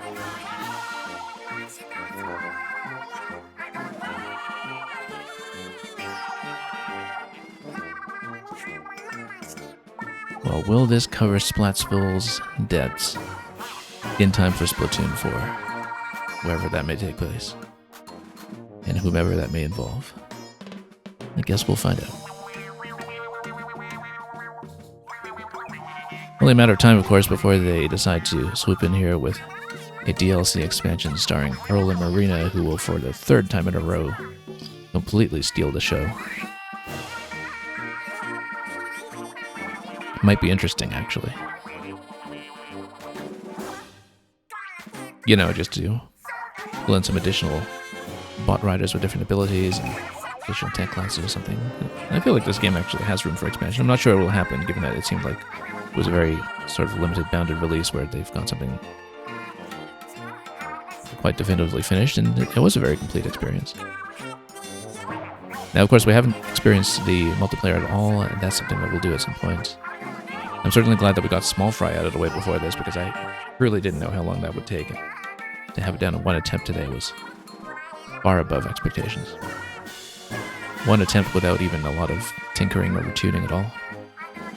Just going in with what we had. Turns out that was just a matter of numbers. And here's the legendary loot worth slightly over 40 billion. Why slightly? Not exactly sure.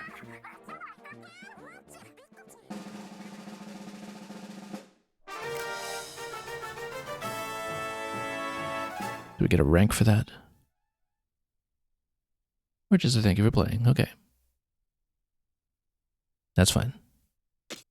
We earned it. But do I get to see my time on the level? Or even what we looted? Let's start back in briefly. Although, of course, I feel very done. Yeah, so Gold Club, 30-minute clear.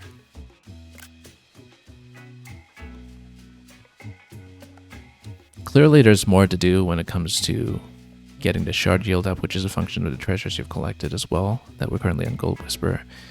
So I think if one wanted to continue, there's still obviously a lot to loot just to get everything up to 3 out of 3 when it comes to the relics. And that might be enough, I think, to get the rank that is currently at Gold Whisper up to the appropriate maximum. But we will finish this on a level of 50 plus 43. We gained 2 levels in the course of that one fight.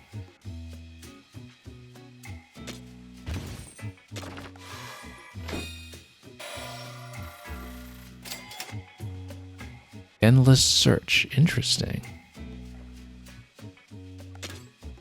Let's figure out what that is. Yeah, just doubled our value here. Oh, and then that brings us up to Savior. Gazillionaire. And we still fall a bit short because you need 100 billion to get up to the title at the end. So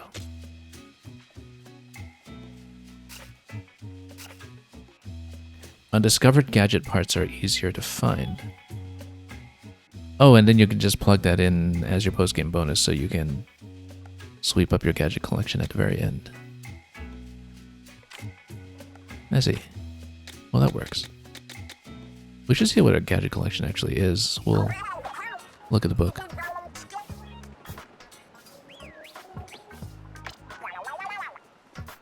Anyway, they're back for more. We've got this hideout ship ready to use.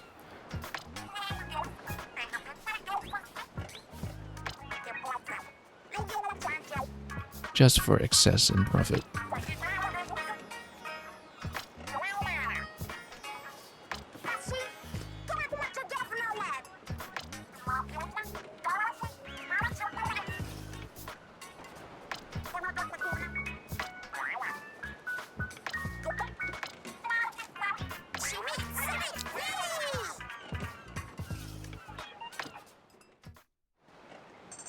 Okay.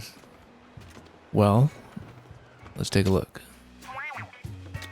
We have all 56 scrolls now. So I guess we weren't missing a scroll from having to pluck it out of the sea with the crane game, which was my concern. I thought that we might potentially have lacked one there. Let's read this over then. So you got an entry on Salmon Arc. This ruler wields great power over all the Spiralite Islands. During festivals, Salmon is typically parade through the realm before opening the gate that leads to the Liege and then offering Spiralite in tribute to the golden power egg. Well, we saw what became of that.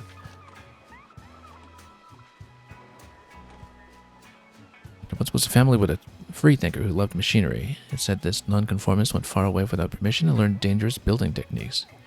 They were exiled because of this, and during the fallout, they disappeared without a trace. So, would this be a distant progenitor of the mechanic? Kind of like how there were the 3 legendary families of Deep Cut, but then clearly there was somebody who was a genius engineer who left the bot and everything else behind.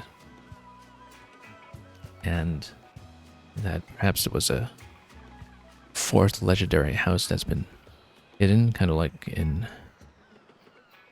Fire Emblem Three Houses Cindered Shadows or something.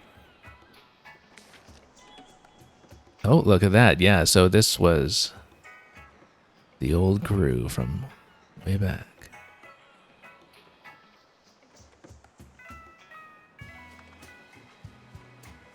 From the three great families.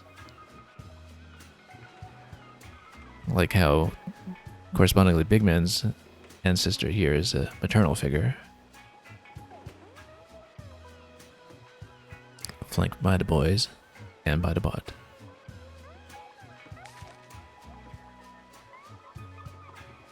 Long, long ago, following rumors about the presence of delicious salted school salmon has journeyed to a spiral-shaped cluster of islands.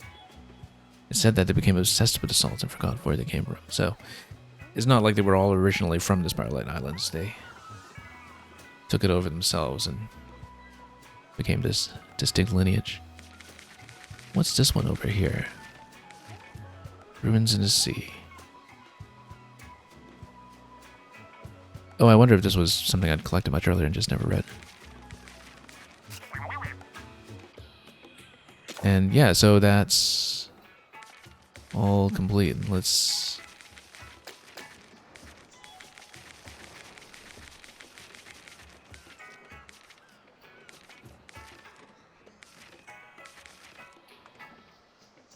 well, let's take a shot from this perspective to show that that collection is completely done. So these two are done. 7 of research. We finished with this much. Oh, we could actually read about Lord Saltmatum, and actually you need to defeat him again for the additional fun facts.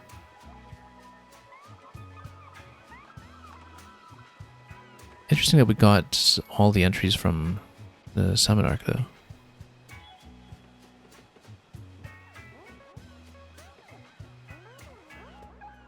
Oh, because, yeah, you only need to defeat one to complete the entirety of the entry, but you need Saltmatum multiple times.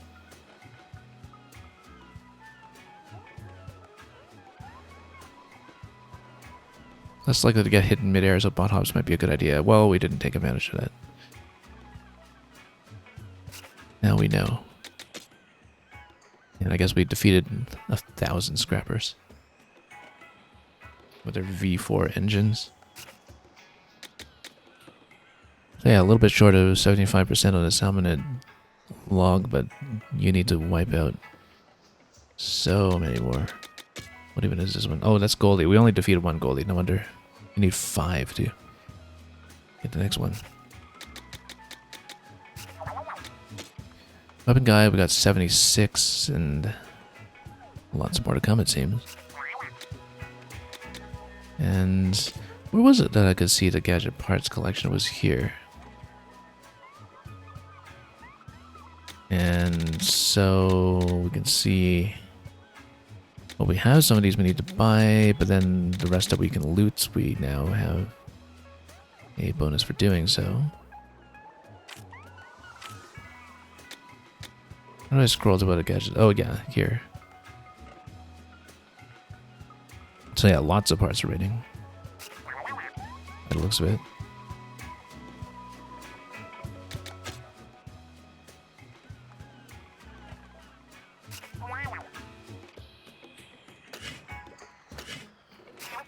Well,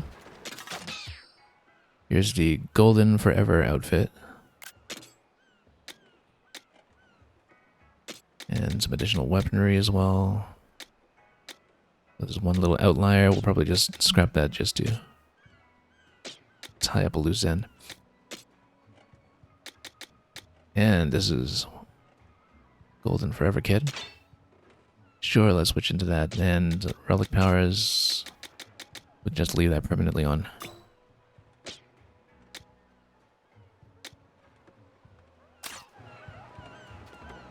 And, oh yeah, as for weapons, we'll just grab that. Get it out of the way.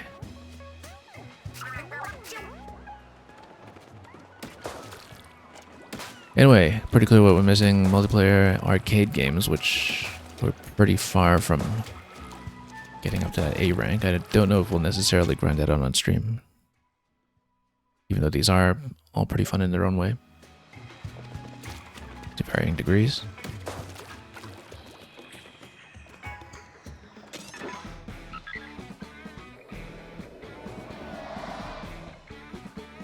And this is what happens, that, yes, indeed, you can go below to floor 101 and beyond. Way, way beyond. Truly the bottomless buffet. Yeah, we're not doing that today. I'm pretty content with what we've managed. And yeah, it is just bottomless from here.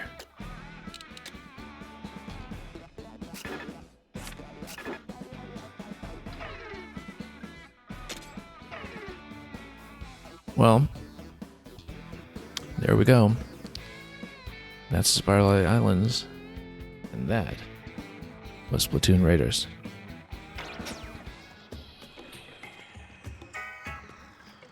I think this will probably be the last we stream of this game for the time being. If I choose to grind it out a little bit further, try to multiplayer the arcade games, we may do it separately, but it's quite an adventure to cover as much as we did and get all the way to the floor 100, ending after one final push today. And I think we'll just leave that here. We've had plenty to say already, so. Thanks for watching. Thanks for joining me for as much or as little of Splatoon Raiders as you were able to manage. And as always, have a wonderful time with whatever you may be excavating and however deep you may go in the buffet and other places as such. And as always, fare thee well.